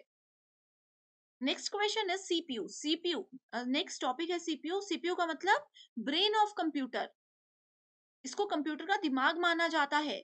सेंट्रल प्रोसेसिंग यूनिट, इसकी फुल फॉर्म याद रख सकते हो, बहुत इंपॉर्टेंट है एग्जामिनेशन के लिए। ठीक है, जितने भी डेटा प्रोसेसिंग के काम होते हैं, आप लोग कोई अपने कंप्यूटर पे गाना डाउनलोड कर रहे हो या फिर एक फाइल दूसरी जगह पे भेज रहे हो अपने कंप्यूटर से, तो उन सारी प्रोसेसिंग के पीछे किसका हाथ होता है? सीपीयू का हाथ होता है। अब आपको अगर बाहर से देखोगे तो सीपीयू आप लोगों को कैसा दिखेगा? सीपीयू बस एक इस बॉक्स की तरह आपको दिखेगा, लेकिन अंदर से सीपीयू को फर्दर सेक्शंस में डिवाइड किया जाता है। पहला होता है एएलयू, दूसरा होता है सीयू एंड तीसरा होता है मेमोरी। एएलयू का मतलब क्या होता है? Arithmetic logical unit. MU memory unit, CU control unit. कुछ भी चीज को स्टोर करना है, गाना डाउनलोड करके स्टोर कर रहे हो, कोई फोटो आप कंप्यूटर या लैपटॉप में डाल रहे हो, तो वो मेमोरी यूनिट के अंदर जाता है। मैथमेटिक्स से रिलेटेड या कोई कैलकुलेशन से रिलेटेड काम है तो वो एएलयू करता है। एंड जैसे सीपीयू है, मॉनिटर कनेक्ट है, यहाँ पे माउस है, यहाँ पे कीबोर्ड है, यहाँ पे स्पीकर्स है, प्रिंटर है, कितनी सारी डिवाइसेस कनेक्टेड है। इनका जितना भी काम रहता है उन सबको कंट्रोल एंड कोऑर्डिनेट करना कंट्रोल यूनिट का काम होता है। सो आई होप स्टूडेंट्स इस तरह से आप लोगों की बहुत अच्छी रिवीजन हो रही होगी। सुपर फास्ट सेशन है जो कि डेफिनेटली डेफिनेटली इस कम समय में आपको मदद करता है अच्छा स्कोर करने में। एंड अगर आप चाहते हो कि मैं इस सीरीज को कंटिन्यू रखूं तो मुझे कमेंट कर दीजिए। Next topic we have is memory unit. So memory क्या होता है? When the data and instructions are entered in the computer where they are stored. ठीक है, सो जो भी चीजें हैं, इंस्ट्रक्शंस है, डेटा है, जब भी कंप्यूटर के अंदर वो जाता है एंड जहां पे उसको स्टोर किया जाता है उसको मेमोरी बोलते हैं। सो मेमोरी बेसिकली दो टाइप्स की होती है, primary memory and secondary memory, प्राथमिक एंड माध्यमिक। तो प्राइमरी मेमोरी क्या होती है? प्राइमरी मेमोरी को कंप्यूटर की मेन मेमोरी भी बोला जाता है, जो कि ऑलरेडी पहले से ही कंप्यूटर के अंदर होती है। ठीक है। एंड सेकेंडरी मेमोरी क्या होती है? ये एक्सटर्नल मेमोरी होती है, जिसको ऐड करना या फिर नहीं करना ये एक पर्सन की अपनी चॉइस होती है। अब आप लोग मोबाइल लेते हो, आप लोग मोबाइल लेते समय देखते हो कि मेमोरी पहले से होती है, लेकिन अगर आपको लगता है कि उसकी मेमोरी कम है तो आप लोग एक्स्ट्रा एक्सटर्नल मेमोरी कार्ड को यूज कर सकते हो। तो जो पहले से मेमोरी होती है that is called primary, and जो एक्स्ट्रा मेमोरी कार्ड या पेन ड्राइव आप यूज करते हो that is called secondary memory. तो ये ऐड करना या नहीं करना स्टूडेंट पे, यूजर पे होता है पूरी तरह से।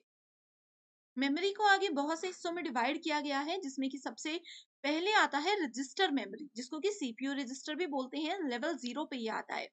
सो सीपीयू रजिस्टर एक स्मॉलेस्ट सेट होता है जिसमें कि डेटा को होल्ड किया जाता है। रजिस्टर जो है वो बेसिकली स्टोर होते हैं, किसको यूज होते हैं, किसको स्टोर करने के लिए? इंस्ट्रक्शंस को स्टोर करने के लिए। जो भी डेटा हमने यूज किया है उस डेटा को ये स्टोर नहीं करता, लेकिन उसके एड्रेस को स्टोर करता है। अब बुक में आप लोगों ने इंडेक्स देखा होगा।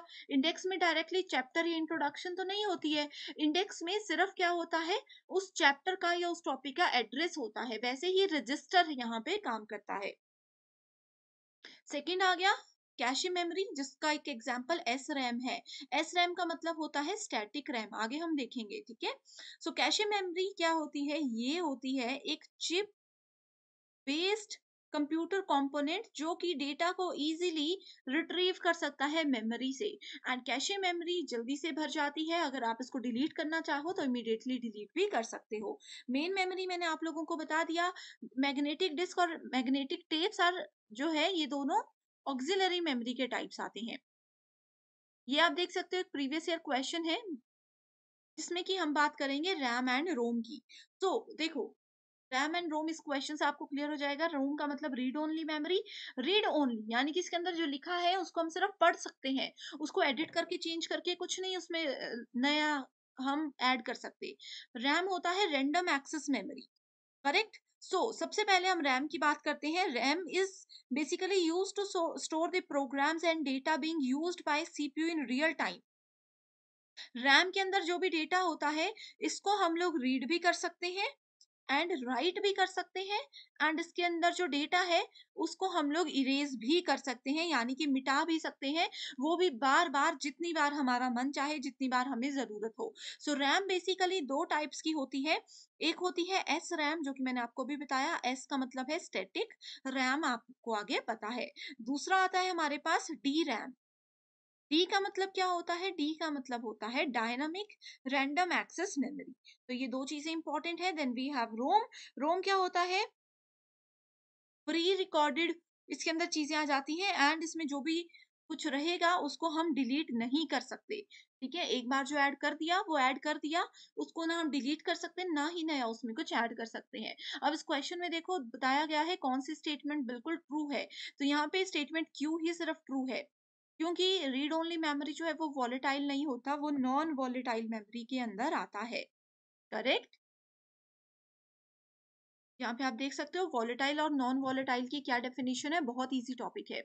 नेक्स्ट भी है which of the following represents 1 billion character. So correct answer है गीगाबाइट। अब ये गीगाबाइट क्या है? अगर पहली बार कंप्यूटर आईसीटी पढ़ रहे हो तो मैं आप लोगों को बता दूं कि मेमोरी की कुछ बेसिक यूनिट्स होती हैं।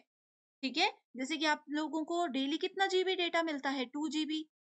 कई लोगों को 1 जीबी डेटा वाला पैक होगा, कईयों को 1.5 जीबी वाला होगा। तो ये जीबी क्या है? GB is gigabyte. ठीक है, तो ये यूनिट्स होते हैं मेमोरी के। तो इसमें जैसे कि सबसे पहले आता है बाइट्स, फिर किलोबाइट्स, फिर उसके बाद एमबी, मेगाबाइट। ठीक है, उसके बाद गीगाबाइट, टेराबाइट, पेटाबाइट। इस तरह से आप देख सकते हो। टीबी मतलब टेराबाइट। ठीक है, सो ये byte, kilobyte, megabyte, gigabyte, terabyte, petabyte, exabyte, zettabyte and yottabyte. तो ये आपको सीक्वेंस भी याद रखना बहुत जरूरी है। ठीक है, सो इसी से रिलेटेड ये वाला क्वेश्चन था। अगला टॉपिक आ जाता है सीडी एंड डीवीडी। तो सीडी और डीवीडी बहुत इंपॉर्टेंट टॉपिक है। सीडी का मतलब क्या होता है? आपने देखी ज़रूर होगी, सुनी ज़रूर होगी। सीडी का मतलब होता है कॉम्पैक्ट डिस्क और डीवीडी का मतलब होता है डिजिटल वर्सेटाइल डिस्क। ठीक है? नेक्स्ट है रैम रोम की बात करें, ऑलरेडी हम ये चीजें देख चुके हैं। बेसिक से डेफिनेशन आप इसकी और भी देख सकते हो। ठीक है, D RAM and S RAM भी मैंने आप लोगों को। Next we have hardware and software. Hardware वो चीजें होती है जिसको हम लोग इजीली टच कर सकते हैं, एंड सॉफ्टवेयर वो चीजें होती है जो कि हमारे मोबाइल के अंदर होती है, जैसे व्हाट्सएप है, फेसबुक है। ये सारे एप्लीकेशन जो होते हैं ये सॉफ्टवेयर होते हैं। हार्डवेयर होते हैं मोबाइल, मोबाइल की बैटरी, मोबाइल का चार्जर। सिमिलरली यहाँ पे आपके सामने कंप्यूटर के केस में इसकी पूरी की पूरी लिस्ट मैंने रखी हुई है। कुछ इंपॉर्टेंट जनरल एब्रिविएशंस है जो कि एग्जामिनेशन के लिए इंपॉर्टेंट है।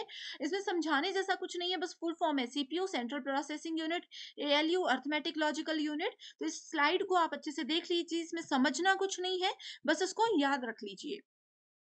Next we have internet. Internet आप सभी यूज कर रहे हो। एक जगह पर बैठकर इंटरनेट की मदद से पूरे वर्ल्ड में हम लोग कहीं पे भी किसी भी फाइल को डाउनलोड कर सकते हैं, कुछ भी यूज कर सकते हैं।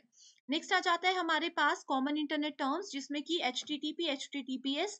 इसमें भी आपको ज्यादा याद रखने की जरूरत नहीं है। हाइपरटेक्स्ट ट्रांसफर प्रोटोकॉल इसकी फुल फॉर्म है।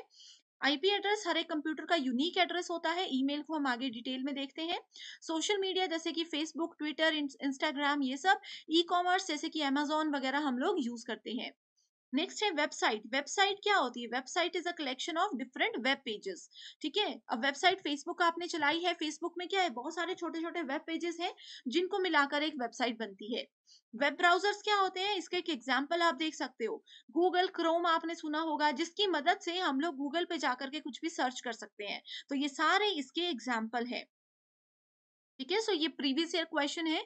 यहाँ से आपको एक आइडिया हो जाएगा कि कैसे किस टॉपिक से कैसे क्वेश्चंस आते हैं। Next we have email. Email क्या होता है? प्रोफेशनल एक तरीका है किसी एक जगह से दूसरी जगह पे मेल करना, किसी एक जगह से दूसरी जगह पे फाइल्स को ट्रांसफर करना। ठीक है, सो ईमेल के डिफरेंट टाइप्स होते हैं। टू में आता है उस पर्सन का ईमेल आईडी जिसको हमने मेल भेजना है। सब्जेक्ट में आता है कि क्या हमारा मेल भेजने का टॉपिक है। किसी को फाइल भेजनी है, यहाँ पे क्लिक करके फाइल को सिलेक्ट कर लीजिए, जैसे व्हाट्सएप पे किसी को फोटो भेजते हैं, एंड आप इजीली यहाँ पे सेंड का बटन प्रेस कर सकते हो। देन ईमेल आईडी से रिलेटेड एक बेसिक टर्म है जिसका नाम है बीसीसी। बीसीसी का मतलब होता है blind carbon copy. Similarly CC भी पूछा जा सकता है जिसका मतलब होता है कार्बन कॉपी। ठीक है, सो यहाँ पे आप देख सकते हो, ये भी एक प्रीवियस ईयर क्वेश्चन है बीसीसी और सीसी से रिलेटेड। नेक्स्ट आता है लैन मैन वैन। लैन का full form local area network. इसको मैं एक एग्जांपल की मदद से ही आपको बता देना चाहती हूँ। सो लोकल एरिया नेटवर्क, वैन wide area network, metropolitan area network यानी कि मैन। सो ये क्वेश्चन है, अगर एक ही बिल्डिंग में छोटे लेवल पे काम करना है, सबसे छोटा होता है लैन, उससे बड़ा होता है मैन, और सबसे बड़ा होता है वैन। वैन का एक एग्जांपल है इंटरनेट, जो कि पूरे वर्ल्ड को हमें कनेक्ट करने में मदद करता है। लास्ट टॉपिक है वायरस। वायरस क्या होता है? वायरस आपको पता है, हमारे कंप्यूटर में कोई ऐसी फाइल आ जाती है जिसकी वजह से हमारे कंप्यूटर को नुकसान पहुंच सकता है, तो वो होता है वायरस। एंड इसको बचाने के लिए हम लोग अपने कंप्यूटर में या मोबाइल में एंटीवायरस का यूज कर सकते हैं। स्टूडेंट्स, आई होप आपको ये पता होगा कि वायरस की फुल फॉर्म क्या होती है। जैसे कि सीपीयू एक टर्म है जिसकी फुल फॉर्म है, वैसे वायरस की भी फुल फॉर्म होती है जो कि एग्जाम में पूछी जाती है, यूजीसी नेट एग्जाम में, और सेट एग्जाम में भी इसको पूछा जाता है। तो आप लोग इसके लिए इसकी फुल फॉर्म मुझे कमेंट करके बताइए। ठीक है, तो वायरस क्या करता है? हमारे मोबाइल में, हमारे कंप्यूटर में आ जाता है, एंड अगर उसी कंप्यूटर या मोबाइल से हम किसी को कोई फोटो भेजते हैं या फिर कोई फाइल भेजते हैं, कोई गाना भेजते हैं, तो उसी के साथ वो बाहर चला जाता है। वायरस हमारे सिस्टम में है, इसकी पहचान कैसे होती है कि हमारा सिस्टम स्लो हो जाता है, बहुत हैंग होता है, जो काम हम करवाना चाहते हैं उसके अलावा वो कुछ और ही काम करता रहता है। इसका मतलब होता है कि हमारे कंप्यूटर या मोबाइल में वायरस है। अगर आपको भी ऐसा लगता है कि आपके सिस्टम में वायरस है तो आप मुझे कमेंट करके बता सकते हो। इसमें हम और भी ज्यादा डिस्कशन कर सकते हैं। इस टॉपिक पर एक सेपरेट सेशन मैं आपके लिए लेने वाली हूँ, क्योंकि ये टॉपिक बहुत ज्यादा इंपॉर्टेंट है। एंड इसी से रिलेटेड एक क्वेश्चन है जो कि एक्सपेक्टेड क्वेश्चन है। Which of these was the first computer virus? So पहला कंप्यूटर वायरस कौन सा है इन चारों में से? इसका नाम आप मुझे कमेंट। सो ये थे इस यूनिट के मोस्ट इंपॉर्टेंट 20 टॉपिक्स जो कि हर साल एग्जाम में पूछे जाते हैं। अब डायरेक्टली हम नेक्स्ट यूनिट की ओर मूव करते हैं। सस्टेनेबल डेवलपमेंट गोल्स, जिसको कि एसडीजी के नाम से जाना जाता है। हिंदी मीडियम स्टूडेंट्स यहाँ पे हिंदी में ये सारे नाम देख सकते हैं। एग्जाम में सबसे पहले पूछा जाता है कि कितने गोल्स होते हैं। एसडीजी के अंदर टोटल 17 गोल्स होते हैं। दूसरा इंपॉर्टेंट पॉइंट इससे रिलेटेड ये है कि एग्जाम में पूछा जाएगा कि एसडीजी के 17 गोल में से सेकंड नंबर पर कौन सा गोल आता है, तो वो आता है गोल नंबर 2, यानी कि जीरो हंगर। तो इन सभी का एक तो आप लोगों को सीक्वेंस भी याद रखना है, कौन से नंबर पर कौन सा गोल आता है ये जानना बहुत इंपॉर्टेंट है। तो हिंदी एंड इंग्लिश दोनों ही मीडियम के स्टूडेंट्स ये देख सकते हो। नेक्स्ट टॉपिक आ जाता है हमारे पास एमडीजी। एमडीजी का मतलब होता है मिलेनियम डेवलपमेंट गोल्स। इसमें सिर्फ 8 ही गोल्स हमारे पास होते हैं। अब देखो स्टूडेंट्स, एसडीजी और एमडीजी में आप लोग बहुत से बच्चे कंफ्यूज होते हैं, लेकिन मैं आपको बता दूं, जैसे अगर हम एसडीजी की बात करें, इसमें पहला है नो पॉवर्टी, यानी कि गरीबी हमें हटानी है। दूसरा है जीरो हंगर, यानी कि जो भूखमरी है, ठीक है, शून्य भूखमरी हमें करनी है। तो एमडीजी में क्या होता है, एमडीजी में पोवर्टी और हंगर, यानी कि एसटीजी के गोल नंबर 1 और 2 को मिला करके एक ही गोल बना दिया गया है। आप देख सकते हो इसमें एक्सट्रीम पोवर्टी यानी कि अत्यधिक गरीबी और भूखमरी को हमें कम करना है। ठीक है। इस तरह से एसटीजी और एमडीजी काम करते हैं। इसमें टोटल 8 गोल्स हैं। अब यहाँ पे दूसरा इंपॉर्टेंट कॉन्सेप्ट क्या है कि एसटीजी और एमडीजी में कॉमन चीजें कौन कौन सी है, यानी कि दोनों में क्या समानताएं हैं, ये भी एग्जामिनेशन पॉइंट ऑफ व्यू से बहुत इंपॉर्टेंट है। जैसे कि एक तो पहला वाला ही कॉन्सेप्ट मैंने इंपॉर्टेंट बता दिया कि पोवर्टी और हंगर, उसमें भी था इसमें भी है। हर एक बच्चे को अच्छी एजुकेशन मिलनी चाहिए, वो उसमें भी है इसमें भी है। तो इस तरह से आपको कॉमन पॉइंट्स भी याद रखने हैं। Promote gender equality and empower women, यानी कि महिला पुरुष को समान अधिकार दिए जाने चाहिए, एंड वुमेन्स को, महिलाओं को अत्यधिक आगे बढ़ाना चाहिए हर काम को लेकर के। तो ये भी कॉन्सेप्ट दोनों में ही है। तो इस तरह के इंपॉर्टेंट पॉइंट्स आपको, यानी कि पृथ्वी के 4 गोले कौन कौन से होते हैं। गोले का मतलब यहाँ पे ये है कि किस किस लेयर पे पृथ्वी, किस किस लेयर को मिलाकर के पृथ्वी बनी है, या फिर हम बोल सकते हैं पृथ्वी में कौन कौन सी लेयर्स होती हैं। तो सबसे पहली लेयर कौन सी आ जाती है, इसमें आ जाती है लिथोस्फियर। ठीक है। लिथोस्फियर की बात करें, इसको जियोस्फियर भी बोला जाता है। ये है सॉइल से रिलेटेड, यानी कि जो हमारी मिट्टी होती है उससे रिलेटेड होती है। तो इसमें छोटे छोटे मिट्टी के पार्टिकल्स, जो भी हमारी धरती होती है, वो सब चीजें आ जाती हैं। उसके बाद आता है हाइड्रोस्फियर, यानी कि पानी से रिलेटेड। हाइड्रो का मतलब होता है हम पानी के बारे में बात कर रहे हैं, ठीक है। हाइड्रोस्फीयर में पानी के साथ साथ जो पानी लिक्विड फॉर्म में होता है, सॉलिड फॉर्म में होता है, जैसे बर्फ होती है, वो सब चीजें आ जाती है। Then we have atmosphere. Atmosphere होता है एयर से रिलेटेड। एयर में, अर्थ में कितनी सारी तरीके की एयर्स हैं। हवा है, हवा में कितने सारे पार्टिकल्स हैं, वो सब एटमॉस्फेयर में आता है। देन वी हैव बायोस्फीयर, जो कि प्लैनेट में जितने भी लिविंग थिंग्स हैं, जैसे कि बर्ड्स वगैरह आ जाते हैं, वो सब बर्ड्स, प्लांट्स, एनिमल्स, वो सब बायोस्फीयर के अंदर आते हैं। करेक्ट। नेक्स्ट टॉपिक है हमारे पास pollution and its types. Pollution क्या होता है, प्रदूषक, प्रदूषण। प्रदूषण क्या होता है, एनवायरमेंट में, यानी कि हमारे वातावरण में, हमारे पर्यावरण में छोटे छोटे से मटेरियल्स घूम रहे होते हैं हवा के बीच में, जिससे कि हमें नुकसान पहुंच सकता है। पॉल्यूशन किसी इंसान के अंदर हवा के साथ भी जा सकता है या किसी भी और तरीके से जा सकता है। ठीक है। पॉल्यूशन डिफरेंट टाइप का होता है, जैसे कि water pollution, air pollution, land pollution भी हमारे पास होता है। करेक्ट। तो सबसे पहले अगर हम लोग एयर पॉल्यूशन की बात करते हैं, एयर पॉल्यूशन में क्या होता है, हवा में जो छोटे छोटे पार्टिकल्स आ जाते हैं, जिसकी वजह से अ, हमारे वातावरण को, इंसानों को, जानवरों को, पेड़ पौधों को नुकसान पहुंच सकता है, वो होता है air pollution. Correct. Air pollution के कुछ सोर्सेज होते हैं, जैसे कि ऑटोमोबाइल्स, जो भी गाड़ियां होती हैं उसकी वजह से एयर पॉल्यूशन हो सकता है। हीटिंग प्लांट्स, ठीक है, हीटिंग प्लांट्स हो सकते हैं। उसके बाद इंडस्ट्रीज जो होती हैं, बड़ी बड़ी फैक्ट्रीज होती हैं, वहां से धुआं निकलता है, उसकी वजह से एयर पॉल्यूशन होता है। उसके बाद आ जाता है इलेक्ट्रिकल पावर प्लांट्स, ठीक है, यानी कि जितने भी इंडस्ट्रीज का एरिया ही हम इसको ओवरऑल बोल सकते हैं, इन सभी की वजह से एयर पॉल्यूशन हो सकता है। अब एयर पॉल्यूशन तो होता है, लेकिन उसमें कौन कौन सी गैसेस होती हैं? एयर पॉल्यूटेंट्स क्या क्या होते हैं? पॉल्यूटेंट्स मैंने क्या बताया, प्रदूषक जो होते हैं। तो कौन कौन से प्रदूषक हो सकते हैं एयर में? पहला है CO यानी कि कार्बन मोनोऑक्साइड। दूसरा आ जाता है लेड, ठीक है। तीसरा आ जाता है नाइट्रोजन डाइऑक्साइड, जिसको NO2 के नाम से जाना जाता है। नेक्स्ट आ जाता है PM यानी कि पार्टिकुलेट मैटर। एंड उसके बाद आ जाता है SO2 यानी कि सल्फर डाइऑक्साइड। तो ये सारे हैं जिसकी वजह से एयर पॉल्यूशन हो सकता है।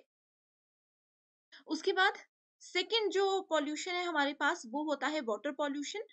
तो water pollution is the contamination of pollution in water bodies, जैसे कि लेक्स होती है, रिवर होती है, समुद्र होते हैं। पानी जो जमीन के अंदर होता है, अगर उसमें कुछ मिलावट वाले पार्टिकल्स आ जाते हैं तो वो वाटर पॉल्यूशन होता है। सो वाटर पॉल्यूशन दो तरीके से हो सकता है। एक हो सकता है नेचुरल तरीके से, जैसे कि वोल्केनिक वोल्केनिक इरप्शन हो जाते हैं, लैंडस्लाइड होता है, यानी कि पहाड़ जब धंस जाते हैं, वो मिट्टी सारी पानी में मिल जाती है, तो उसकी वजह से पानी धुंधला हो जाता है। एंड दूसरा हो सकता है एंथ्रोपोजेनिक सोर्सेस, एंथ्रोपोजेनिक सोर्सेज, ये दोनों चीजें हिंदी मीडियम स्टूडेंट्स के लिए भी सेम रहेंगी। सो एंथ्रोपोजेनिक सोर्सेज होते हैं, जैसे कि एग्रीकल्चर में पानी जो यूज होता है उसको हम नदियों में, नालों में फेंक देते हैं, या फिर बड़ी बड़ी इंडस्ट्रीज में जो गंदा पानी होता है उसको हम लोग नदी नालों में मिला देते हैं, तो वो सब चीजें क्या आती हैं? वाटर पॉल्यूशन के अंदर आती हैं। तो वाटर पॉल्यूशन एग्रीकल्चर की वजह से, इंडस्ट्री की वजह से, जो भी नेचुरल पॉल्यूटेंट्स हो सकते हैं उनकी वजह से, लैंडस्लाइड वगैरह, इन सब चीजों की वजह से हो सकता है। Okay, then we have third type, that is land pollution. So land pollution क्या करता है? Land pollution is the destruction of Earth's land surfaces directly or indirectly as a result of man's activity. So इंसान की वजह से, किसी भी इंसान की किसी एक्टिविटी की वजह से, या फिर किसी भी और वजह से, जब हमारे लैंड में यानी कि हमारी भूमि में प्रदूषण फैल जाता है तो उसको लैंड पोल्यूशन बोला जाता है। ठीक है, सो इसका सबसे पहला बड़ा रीजन है एग्रीकल्चर। ठीक है, एग्रीकल्चर क्या होता है कि खेती बाड़ी करते समय कोई गलत स्प्रे हमने कर दी, कोई गलत कीटनाशक हमने डाल दिया, जिसकी वजह से हमारी भूमि में भूमि उसको नहीं संभाल पाई, एंड वो पूरा का पूरा पॉल्यूशन हो जाता है उस मिट्टी में, वो मिट्टी खराब हो जाती है, वो अनउपजाऊ हो सकती है। उसके बाद इसमें आ जाता है एशेस। ठीक है, कुछ चीज हम जला रहे हैं, जैसे कि अगर प्लास्टिक हम जलाते हैं, उस वक्त हमें लगेगा कि प्लास्टिक वो बिल्कुल इकट्ठा होकर के छोटा सा एक पार्टिकल बन गया, लेकिन वो पार्टिकल जब जमीन के अंदर जाता है तो वो पूरी जमीन को खराब कर देता है। तो इस तरह से हो सकता है land pollution. Next noise pollution भी हो सकता है, जिसको कि ध्वनि प्रदूषण के नाम से जाना जाता है। ध्वनि प्रदूषण हो सकता है जैसे कि घर में कोई बहुत जोर से टीवी लगा रहे हैं, फूड मिक्सर है, पार्टीज होती है, डीजेस होते हैं, तो ये सब क्या होते हैं? ये सारी की सारी चीजें आ जाती हैं। आपकी एक है जिसका नाम है इंपॉर्टेंट एग्रीमेंट्स। ठीक है, सो इंपॉर्टेंट एग्रीमेंट्स में सबसे पहला एग्रीमेंट आता है पेरिस एग्रीमेंट, जिसको COP21 के नाम से भी जाना जाता है।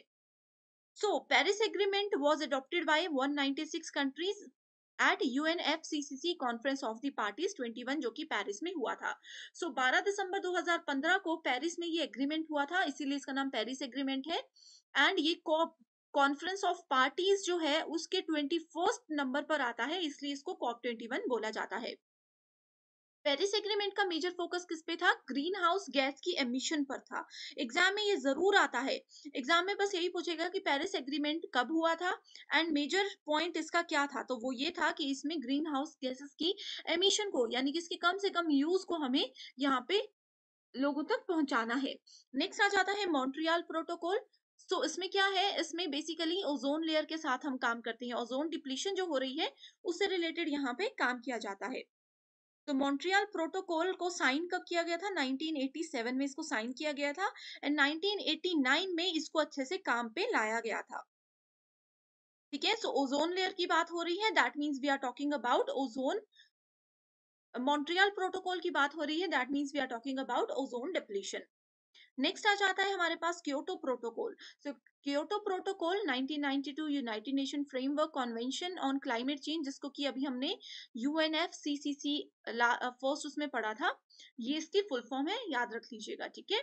सो क्योटो प्रोटोकॉल को क्या बोला जाता है? क्योटो प्रोटोकॉल को जापान कॉप भी बोला जाता है, क्योंकि जापान में एक सिटी का नाम है क्योटो, जहां पे ये हुआ था। ये कब हुआ था? ये 11 दिसंबर 1997 को अडॉप्ट कर दिया गया था। एंड इसमें टोटल 39 इंडस्ट्रियलाइज कंट्री है, यानी कि जो जो कंट्रीज में बहुत ज्यादा इंडस्ट्रीज हैं, वो सारी कंट्रीज ने इसमें पार्टिसिपेट किया था। And under this, a country can finance carbon dioxide saving measures in another country and thus offset its own emission. ठीक है, सो कार्बन डाइऑक्साइड, ज्यादा कुछ याद मत रखिए, ग्लोबल वार्मिंग एंड CO2 यानी कि कार्बन डाइऑक्साइड की जहां पे बात हो रही है, वहां पे हम क्योटो प्रोटोकॉल की बात कर रहे हैं, बस आपको ये याद रखना है। नेक्स्ट है रियो समिट। रियो समिट में इसको हम रियो अर्थ समिट, अजेंडा 21, रियो डिक्लेरेशन या फिर सिंपली अर्थ समिट के नाम से भी जानते हैं। इसको 3 से लेकर के 14 जून 1992 के बीच में इसका हुआ था काम। ओके, नेक्स्ट आ जाता है international solar alliance. International solar alliance जो है, इसको कब लाया गया था फोर्स में? ये आप लोगों के लिए एक होमवर्क क्वेश्चन है कि इसको कब फोर्स में लाया गया था। ये action oriented member driven collaborative platform है for increase deployment of solar energy. इसमें यही बोला गया है कि ज्यादा से ज्यादा हम लोग सोलर एनर्जी पे काम करें, ताकि क्या हो सकता है, क्योंकि ये फ्री एनर्जी है एंड 100% हम लोगों को प्योर एनर्जी मिल रही है। अगर हम ज्यादा से ज्यादा सोलर एनर्जी को यूज करेंगे तो हमें आर्टिफिशियल एनर्जी बनाने की जरूरत नहीं है। इसीलिए आपने देखा होगा कि आज के समय पे सोलर पावर प्लांट्स, ठीक है, सोलर लाइट्स घरों में यूज होती है, स्ट्रीट लाइट सोलर बेस्ड है, मोबाइल चार्जर सोलर बेस्ड है, तो इसीलिए यहाँ पे किया गया है इस चीज पर फोकस। अभी देखो स्टूडेंट्स, 26 जनवरी 2023, अगर आप लोगों ने जो दिल्ली में परेड होती है वो परेड देखी होगी, तो इंटरनेशनल सोलर अलायंस की ओर से भी वहां पे एक झांकी निकाली गई थी एंड उसमें उन्होंने ये साफ साफ बताया था कि इंडिया में एक कौन सा वो ऐसा स्टेट है जो कि 100% सोलर पावर का अब यूज कर रहा है। ये अगर आप लोगों ने नहीं सुना था तो आप इसको जल्दी से गूगल पे सर्च करके मुझे कमेंट करके बता सकते हो। एंड अगर आपको इसका आंसर नहीं पता तो भी आप मुझे कमेंट करके बताइए, मैं आपको वहां पर ही रिप्लाई कर दूंगी। ये होमवर्क क्वेश्चन मैं आपको इसलिए दे रही हूँ स्टूडेंट्स, क्योंकि देखो इसमें क्या है, इसमें as it is question exam में आएगा कि इंडिया का कौन सा स्टेट 100% अभी सोलर एनर्जी का यूज कर रहा है। नेक्स्ट अगर हम लोग बात करें ग्लोबल वार्मिंग की, तो ग्लोबल वार्मिंग पर जाने से पहले स्टूडेंट्स एक चीज और मैं आप लोगों को बता देना चाहती हूँ कि क्लोरोफ्लोरोकार्बन्स क्या होते हैं। ठीक है, एग्जामिनेशन पॉइंट ऑफ व्यू से इंपॉर्टेंट है। सो इसको CFC बोला जाता है, क्लोरोफ्लोरोकार्बन्स। सो क्लोरोफ्लोरोकार्बन आता कहाँ से है, क्या क्या इसके सोर्सेस हैं? सो ओजोन के जो पार्टिकल्स होते हैं which provide the earth with protective layer against UV radiation. CFCs are extremely dangerous when discharged into the atmosphere. So अगर क्लोरोफ्लोरोकार्बन एटमॉस्फेयर में फैल जाती है तो वो बहुत ही ज्यादा नुकसान हम लोगों को पहुंचा सकती है। बहुत सारी कंट्रीज ऐसी हैं जिन्होंने 1995 में ये एक डिसीजन लिया था कि अब वो क्लोरोफ्लोरोकार्बन को बनाना जो है बंद कर देगी, उसका यूज करना भी बंद कर देगी। अब इस गैस को क्यों रोका गया है? क्योंकि इसके ह्यूमंस पर बहुत इफेक्ट है, एनवायरमेंट पर भी है, ह्यूमन पर भी है। अगर ये डायरेक्टली किसी के फिजिकल कांटेक्ट में आ जाती है तो उसकी वजह से बहुत सारी स्किन प्रॉब्लम्स हो सकती है, लोगों को सांस लेने में दिक्कत हो सकती है, डाइजेशन यानी कि हमारी पाचन क्रिया खराब हो सकती है। करेक्ट, सो इस तरह की बहुत सारी चीजें हैं, बहुत सी चीजें हैं जिसकी वजह से इसको रोका गया है। इससे सांस लेने में प्रॉब्लम होगी, हार्ट की प्रॉब्लम हो सकती है, किडनी लिवर ये सब डैमेज हो सकते हैं क्लोरोफ्लोरोकार्बन की वजह से। दूसरा इंपॉर्टेंट यहाँ पे टॉपिक हम देखने वाले हैं ग्रीन हाउस गैसेस। अभी हम लोगों ने ये पढ़ा कि प्रोटोकॉल इसके लिए स्पेशली बनाया गया है। सो ग्रीन हाउस गैसेस क्या करती है? Gas, it is a gas that absorbs and emits infrared radiation. Infrared radiations के बारे में आपने सुना होगा, उसको ये क्या कर देती है? एब्जॉर्ब कर लेती है। In simple terms we can say that greenhouse gases trap heat in earth atmosphere, जिसको कि हम GHG के नाम से भी जानते हैं। इसकी वजह से क्या हो रहा है? बहुत सारी गर्मी फैल रही है पूरे देश में, पूरी कंट्री में या फिर पूरे वर्ल्ड में हम बोल सकते हैं। सो ग्रीन हाउस गैसेस में सबसे पहले आ जाता है वाटर वेपर्स, पानी के बुलबुले। इसको इस तरह से लिख सकते हो, वाटर वेपर्स। उसके बाद आ जाता है कार्बन डाइऑक्साइड, उसके बाद आ जाता है methane, then we have nitrous oxide and उसके बाद आ जाता है ओजोन। तो ये सारी ग्रीन हाउस गैसेस के एग्जाम्पल्स हैं। अगला टॉपिक जो है हमारा वो है नेचुरल हजार्ड्स। नेचुरल हजार्ड यानी कि प्राकृतिक जो आपदाएं आती है, सो उसमें कौन कौन सी चीजें हैं इसके डायरेक्टली नाम आपको बताती हूँ। प्राकृतिक आपदाओं में सबसे पहले आ जाता है जो सूखा पड़ता है, ठीक है। साइक्लोन आते हैं जो समुद्र में लहरें गोल घूमते हुए सब कुछ अपने साथ लेकर के जाती हैं, ये भी एक नेचुरल डिजास्टर है।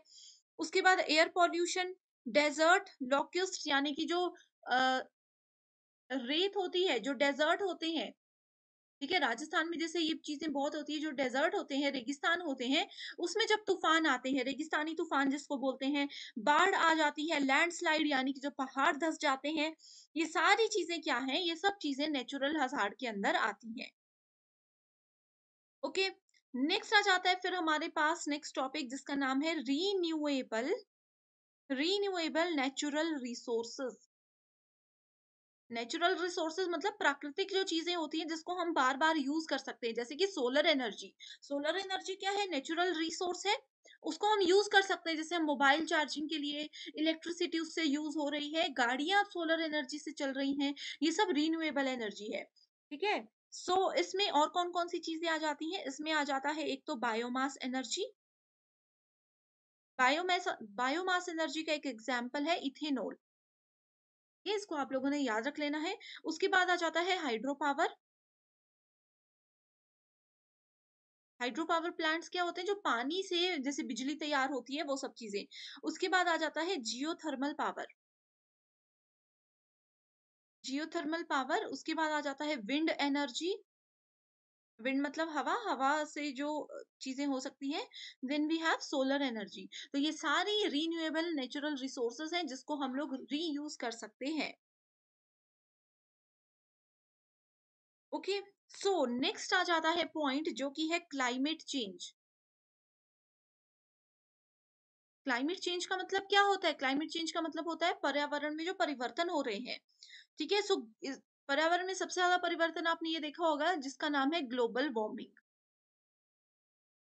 ठीक है। सो ये हमारा टॉपिक है ग्लोबल वार्मिंग। मैं डायरेक्टली यहीं पे समझा देती हूँ। आपने देखा होगा कि गर्मियों के समय में बहुत ज्यादा गर्मी होती है जो कि असहनीय होती है, बहुत से लोग इसकी वजह से मर भी जाते हैं, ठीक है।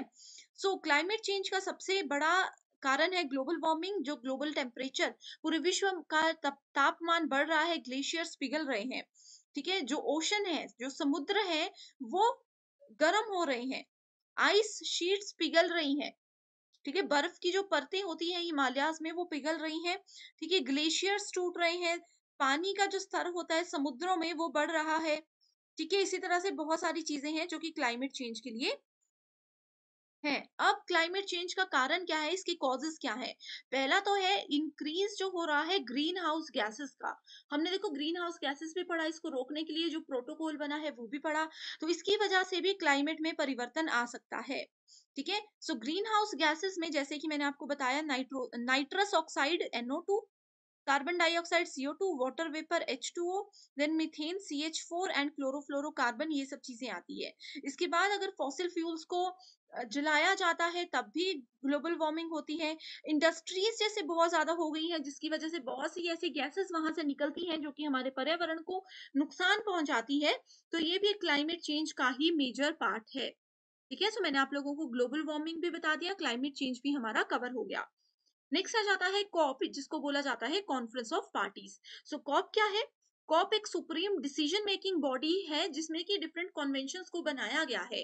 डिसीजन किस के बारे में लिए जाते हैं, डिसीजन लिए जाते हैं कि कैसे हम अपने अर्थ को बचा सकें, ठीक है। इसमें बहुत सारी कंट्रीज पार्टिसिपेट करती हैं, जैसे कि कुछ कॉप में 196 कंट्री है, कुछ कॉप में कुछ और कंट्रीज हैं। सो बहुत सारी कंट्रीज इसमें डिसीजन लेती हैं कि ग्लोबली यानी कि पूरे वर्ल्ड लेवल पर जो भी बड़ी बड़ी प्रॉब्लम्स हो रही हैं उनको हम कैसे कंट्रोल करके अपने एनवायरमेंट को, अपने पर्यावरण को बचा सकें। सो कॉप की हर साल मीटिंग्स होती हैं, जैसे कि अगर हम बात करें COP27 की। सो COP27 कहाँ पर हुआ, इजिप्ट में हुआ, ठीक है। नवंबर 2022 में ये हुआ था, एग्जाम के लिए इंपॉर्टेंट है।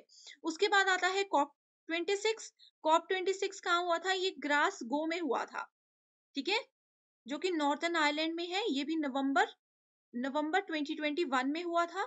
उसके बाद 2020 में कोरोना की वजह से कुछ भी नहीं हो पाया था। देन उससे पहले कॉप 25 हुआ था, जो कि स्पेन में हुआ था। ये हुआ था दिसंबर 2019 में। अब क्योंकि 2023 आ गया है, अब कॉप 28 होने वाला है। आप लोगों के लिए ये होमवर्क क्वेश्चन है कि मुझे बताइए कॉप 28 2023 में कब और कहां पर होने वाला है। तो इस तरह से आप लोगों को ये कॉप की लिस्ट को ध्यान में रखना है एग्जामिनेशन के लिए। ये बहुत ही ज्यादा इंपॉर्टेंट। ये थे इस यूनिट के मोस्ट इंपॉर्टेंट 20 टॉपिक्स जो कि हर साल एग्जाम में पूछे जाते हैं। अब डायरेक्टली हम नेक्स्ट यूनिट की ओर मूव करते हैं। तो सबसे पहले हम शुरू करते हैं बेसिक इंट्रोडक्शन से, जिसमें आप लोगों को ये पता होना चाहिए कि हायर एजुकेशन सिस्टम जो है इंडिया में, उसको कंट्रोल एंड एडमिनिस्टर करने का काम है यूनिवर्सिटी ग्रांट कमीशन यानी कि यूजीसी का। जितनी भी यूनिवर्सिटीज हैं, जितने भी हायर एजुकेशनल इंस्टीट्यूशंस हैं, उनको कैसे वो काम करेंगे, क्या क्या उनका करिकुलम होगा, उन सब चीजों को हैंडल करना यूजीसी की ही रिस्पॉन्सिबिलिटी होती है। साथ ही सबसे पहले हम बात करते हैं एंशियंट इंडिया में एजुकेशन कैसी होती थी, यानी कि प्राचीन भारत में शिक्षा की क्या प्रणाली होती थी। सबसे पहले इसमें आता है Vedic period, then we have Buddhist period, medieval period, pre independence India जिसको कि ब्रिटिश इंडिया बोला जाता है, यानी कि आजादी से एकदम पहले का समय, पोस्ट इंडिपेंडेंस इंडिया यानी कि स्वतंत्रता के बाद के भारत में किस तरह से एजुकेशन होती थी। इस तरह से इंडिया में एजुकेशन को डिफरेंट सेक्शंस में डिवाइड किया गया। फ्रेंड्स, यहाँ पे हम पढ़ रहे थे कि वैदिक पीरियड क्या होता है, एंशियंट इंडिया में एजुकेशन क्या होती है। इसी तरह से हम ये जो भी 20 टॉपिक्स कवर, उसमें इंस्ट्रक्शंस यानी कि निर्देश किस तरह से दिए जाते थे। सबसे पहला निर्देश देने का तरीका होता था श्रवण, ठीक है, श्रवणा जिसको बोला जा सकता है इंग्लिश में। श्रवण का मतलब होता है सुनना। इसमें क्या होता था कि टीचर जो भी गुरु होते थे वो बोलते थे, एंड शिष्य जो होते थे, स्टूडेंट्स जो होते थे, वो सुनते थे एंड उन चीजों को याद रखते थे। दूसरा होता है मनना। मनना में क्या होता है, वो मनन करते थे। मनन करने का मतलब होता है उस चीज के बारे में सोचना, ठीक है। इसमें क्या होता था, जो भी स्टूडेंट होते थे वो खुद से सोचते थे, खुद से ही ज्ञान प्राप्त करते थे एंड सोच सोच कर वो चीजों को समझते थे। इसको सेल्फ इंट्रोस्पेक्शन भी बोला जाता है। तीसरा आता था निधि ध्यासना। ये क्या होता है, ये सच और झूठ और रियल वर्ल्ड से जो भी चीजें हम सीखते हैं, जैसे कि हम होता है ना, बोलते हैं कि जीवन हमें बहुत कुछ सिखाता है, लाइफ हमें बहुत कुछ सिखाती है। तो वही चीज इसके अंदर आती थी कि इंसान इस समय पे जो स्टूडेंट्स होते थे, वो रियल लाइफ एग्जांपल्स के साथ बहुत सी चीजें सीख जाते थे। Then we have Shruti. Shruti का मतलब होता है knowledge was practically called as Shrutis. जैसे कि अभी जिस चीज को हम प्रैक्टिकल अप्रोच बोलते हैं, किसी भी चीज को अगर हम थ्योरी सीख रहे हैं उसके बाद प्रैक्टिकली करेंगे तो हम अच्छे से उस चीज को समझ जाएंगे। हैंड ऑन प्रैक्टिस जिसको आज के समय पे बोला जाता है, वो उस समय श्रुति के नाम से जाना जाता था। नेक्स्ट आता है करिकुलम इन एंशिएंट टाइम्स, यानी कि प्राचीन काल में पाठ्यक्रम कैसे हुआ करते थे। मनुष्य जाति का विज्ञान जिसको कि एंथ्रोपोलॉजी बोला जाता है, वो भी उस समय पे गुरु उनको सिखाते थे। Then we have astronomy, economics, Hindi medium students यहाँ पे देख सकते हो। Then we have epistemology, then we have geology, ethnology, human organics, then we have mathematics and military science. ये सारे सब्जेक्ट्स होते थे जो कि प्राचीन काल में सिखाए जाते थे। एंड जैसा कि मैंने 1 आवर वाले सेशन में भी आप लोगों को ये बताया है कि प्राचीन काल में यूनिवर्सिटीज और स्कूल्स होते थे, लेकिन मैक्सिमम टाइम्स एजुकेशन किस तरह से दी जाती थी, गुरुकुल्स की मदद से एजुकेशन दी जाती थी। गुरुकुल में क्या होता था, गुरु का कुल यानी कि एक टीचर का घर। जितने भी स्टूडेंट्स होते थे जिनको शिष्य बोला जाता था, वो सारे स्टूडेंट्स अपने गुरु के घर में जाकर के रहते थे एंड वहीं पे उन लोगों को एजुकेशन प्रोवाइड करवाई जाती थी, जिसमें कि 5 साल तक के बच्चों को बेसिक एजुकेशन दी जाती थी। उसके बाद एक सेरेमनी उन लोगों की होती थी। उस सेरेमनी के बाद ही उनकी प्रॉपर एजुकेशन शुरू करवा दी जाती थी, जिसमें कि ये सारे सब्जेक्ट्स उनको पढ़ाए जाते थे। करेक्ट। इस तरह से प्राचीन काल का पाठ्यक्रम होता था। नेक्स्ट टॉपिक आ जाता है हमारे पास, जो कि है वैदिक लिटरेचर। वैदिक लिटरेचर में हमारे पास 4 तरह की लिटरेसी होती है, ठीक है। साहित्य इसमें 4 तरह के होते हैं, वेदास, ब्राह्मण्स, उसके बाद आरण्यक, देन वी हैव उपनिषद। अगर हम लोग इसमें वेद की बात करें तो हमारे पास टोटल कितने वेद होते हैं, 4 वेद होते हैं। पहला वेद आ जाता है ऋग्वेद, ठीक है। ऋग्वेद जो होता है, it is called collection of lyrics. Lyrics का कलेक्शन इसको बोला जाता है। एंड ये ओल्डेस्ट यानी कि सबसे पुराना वेद है पूरे वर्ल्ड में। इसमें 1028 हाइम्स है, 10580 वर्सेस है एंड 10 मंडल्स हैं। ठीक है, सो इस तरह से आपने इसको याद रखना है। ये है हमारा पहला वेद। दूसरे वेद की अगर हम लोग बात करें सो वो है सामवेद। सामवेद को क्या बोला जाता है? Book of chants. Book of chants का मतलब है कि जितने भी हमारे मंत्र हैं, जैसे कि गायत्री मंत्र है या कोई भी महामृत्युंजय का मंत्र आप बोल सकते हैं, कोई भी मंत्र है, वो सारे के सारे सामवेद के अंदर लिखे गए हैं। ठीक है, सो इसमें टोटल 1549 वर्सेस हैं एंड इंडियन म्यूजिक से रिलेटेड जितने भी इंपॉर्टेंट चीजें हैं वो सारी की सारी सामवेद के अंदर ही आपको मिलती है। तीसरा वेद आ जाता है यजुर्वेद। यजुर्वेद, ठीक है, यजुर्वेद को बोला जाता है बुक ऑफ सैक्रिफिशियल प्रेयर्स। इसको दो हिस्सों में डिवाइड किया गया है। पहला है कृष्ण यजुर्वेद, दूसरा है शुक्ल यजुर्वेद। बस आपको इसमें यही याद रखना है। चौथा वेद आ जाता है अथर्ववेद। अथर्ववेद में जितने भी मैजिकल फॉर्मूलाज होते हैं, जो भी जादू टोने से रिलेटेड चीजें होती हैं, वो सारी अथर्ववेद के अंदर लिखी गई हैं। जैसे कि आपने सुना होगा किसी बीमारी को मंत्रों के द्वारा सही किया जाता है, वो सारे मंत्र कहाँ हैं? वो सारे मंत्र अथर्ववेद के अंदर लिखे गए हैं। करेक्ट। दूसरा पॉइंट आ जाता है यहाँ पे ब्राह्मणास। सो ब्राह्मणास क्या है? ब्राह्मण क्या करते हैं? वेदों को एक्सप्लेन करने में हमें मदद करते हैं। वेद को एक्सप्लेन करके हमें हम लोगों तक वो पहुंचाने में एक उनका एक रोल होता है। ठीक है, उसके बाद आ जाता है आरण्यक। आरण्यक क्या होते हैं? आरण्यक का मतलब होता है फॉरेस्ट, यानी कि वन, जंगल। ठीक है, so they are concluding portion of Brahmanas. So Brahmanas का ही एक पोर्शन होता है आरण्यक। उसके बाद आ जाते हैं उपनिषद। फिलोसफिकल होते हैं उपनिषद, जिसको कि वेदांता के नाम से भी जाना जाता है। एंड कितने वेदांत होते हैं? 108 वेदांत होते हैं। एग्जामिनेशन पॉइंट ऑफ व्यू से ये बहुत ही ज्यादा इंपॉर्टेंट है।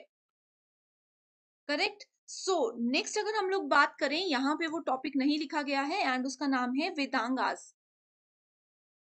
वेदांगास कितने होते हैं? टोटल 6 वेदांगास होते हैं। इसको हम यहाँ पे डिटेल में डिस्कस नहीं करेंगे। इसके लिए स्टूडेंट्स एक सेपरेट वीडियो मैंने बनाई हुई है, जिसका लिंक आपको डिस्क्रिप्शन बॉक्स में मिल जाएगा।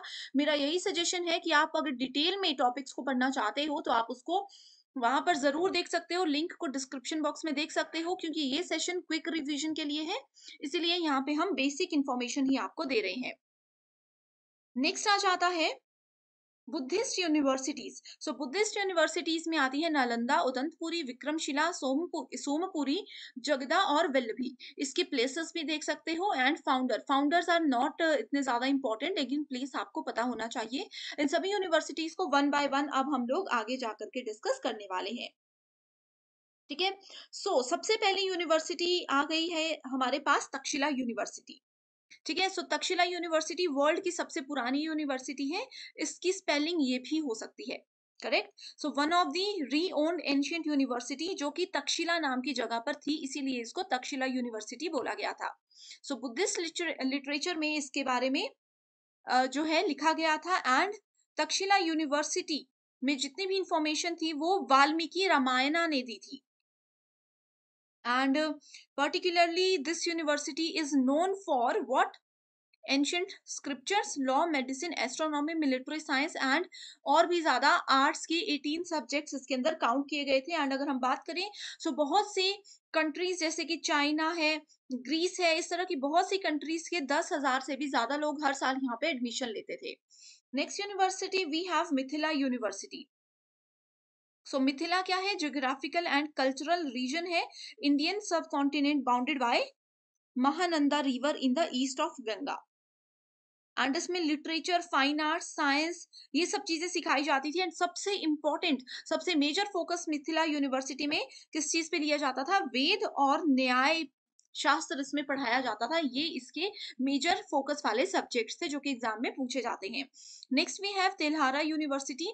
तेल्हारा जो है एक विलेज का नाम है, नालंदा डिस्ट्रिक्ट, बिहार के अंदर।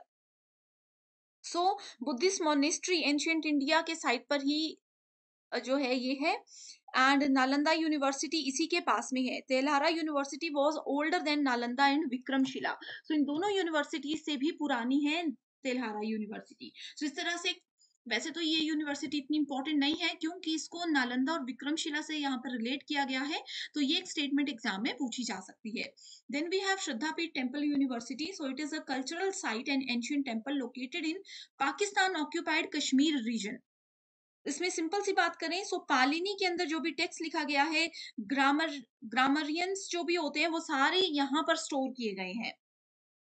ठीक है, एंशियंट स्कॉलर्स जो है यूनिवर्सिटी के, जैसे कि कल्हाना है, ये जितने बड़े बड़े साइंटिस्ट हैं या बड़े बड़े स्कॉलर्स हैं जो कि बेसिकली हिस्ट्री पे फोकस करते हैं, जिन्होंने हिस्टोरिकल प्लेसेस पर रिसर्च की थी, वो सारे यहीं से पास आउट हुए थे, हम ये बोल सकते हैं। Correct. Next is Nalanda university. So Nalanda university Tibet, China, Greece, यहाँ सभी जगह के स्टूडेंट्स भी इधर पढ़ने आते थे। ज्यादातर इसमें Mahayana Buddhism, Veda, logic, Sanskrit, grammar, medicine, Kamakhya और इस तरह के सब्जेक्ट्स पढ़ाए जाते थे। एंड स्टूडेंट्स, आप लोगों ने एक नाम जरूर सुना होगा जो कि है बख्तियार, बख्तियार खिलजी। आपने ये नाम सुना होगा। बख्तियार खिलजी ने इस नालंदा यूनिवर्सिटी को डिस्ट्रॉय कर दिया था क्योंकि ये बहुत ही ज्यादा फेमस यूनिवर्सिटी थी। Next university we have Udantapuri university. So ये भी बिहार में है, उदंतपुरी में है। सो इस यूनिवर्सिटी में बेसिकली बुद्धिज्म, वैदिक चीजें, ये सब चीजें पढ़ाई जाती थी। सबसे फेमस लोगों की अगर हम बात करें जो इस यूनिवर्सिटी से पढ़े हुए हैं, वो है आचार्य श्री गंगा। ठीक है, विक्रमशिला से वो पढ़े हुए हैं एंड यहाँ से भी वो पढ़े हुए हैं। Next we have Vikramshila university, that is one of the most important university for your examination. So Vikramshila University and Nalanda University are two most important centers of learning in India during Pala Empire. So ये university पाला empire के दौरान running state में थी, नालंदा और विक्रमशिला दोनों ही। ठीक है, ये पाला एम्पीरियर धर्मपाला के द्वारा बनाई गई थी एंड इसमें जो है लॉजिक, फिलोसफी, व्याकरण जिसको कि ग्रामर बोला जाता है, ठीक है, इस तरह के सारे सब्जेक्ट, शास्त्र वगैरह, ये सब सब्जेक्ट इसमें हमेशा से पढ़ाए जाते थे। नेक्स्ट क्वेश्चन देख सकते हो स्टूडेंट्स, ये क्वेश्चन जो है यूजीसी नेट एग्जामिनेशन में मोस्ट एक्सपेक्टेड क्वेश्चन है, जरूर जरूर पूछा जाएगा। ठीक है, सो ये है, the founder of Vikramshila university was what. अभी मैंने आप लोगों को इसका आंसर बताया, धर्मपाला। ठीक है, पाला भी आ सकता है एग्जाम में, धर्मपाल भी आ सकता है, तो आप इसको ध्यान से देख लीजिएगा। नेक्स्ट है types of knowledge in Jainism. So Jain धर्म की अगर बात करें तो इसमें नॉलेज के टाइप्स होते हैं मति जनना, श्रुत जनना, अवधि जनना, मना पर्याय जनना एंड केवल जनना। बहुत ही सिंपल सी वन लाइनर मैंने यहाँ पे आप लोगों को स्टेटमेंट्स दी हैं जो कि आप लोग पढ़ सकते हो, एग्जाम में आपको मदद करेगी। नेक्स्ट इंपॉर्टेंट टॉपिक आ जाता है हायर एजुकेशन बिफोर इंडिपेंडेंस। आजादी से पूर्व उच्च शिक्षा में कौन कौन से एक्ट्स बनाए गए थे, ये एग्जाम में आते हैं, तो इसकी बेसिक सी इंफॉर्मेशन मैं आपको दूंगी। आपको नाम याद रखना है, जैसे कि चार्टर एक्ट 1813 में बना था, तो ये ईयर एग्जाम में पूछा जा सकता है, या फिर ऐसा पूछा जा सकता है डायरेक्टली कि 1813 में हायर एजुकेशन बिफोर इंडिपेंडेंस कौन सा एक्ट बनाया गया था। तो आपका आंसर होना चाहिए चार्टर एक्ट। सो सभी के ईयर आपको याद रखने हैं। सो चार्टर एक्ट 1813 की अगर बात करें, so it allotted ₹1 lakh to promote education in India.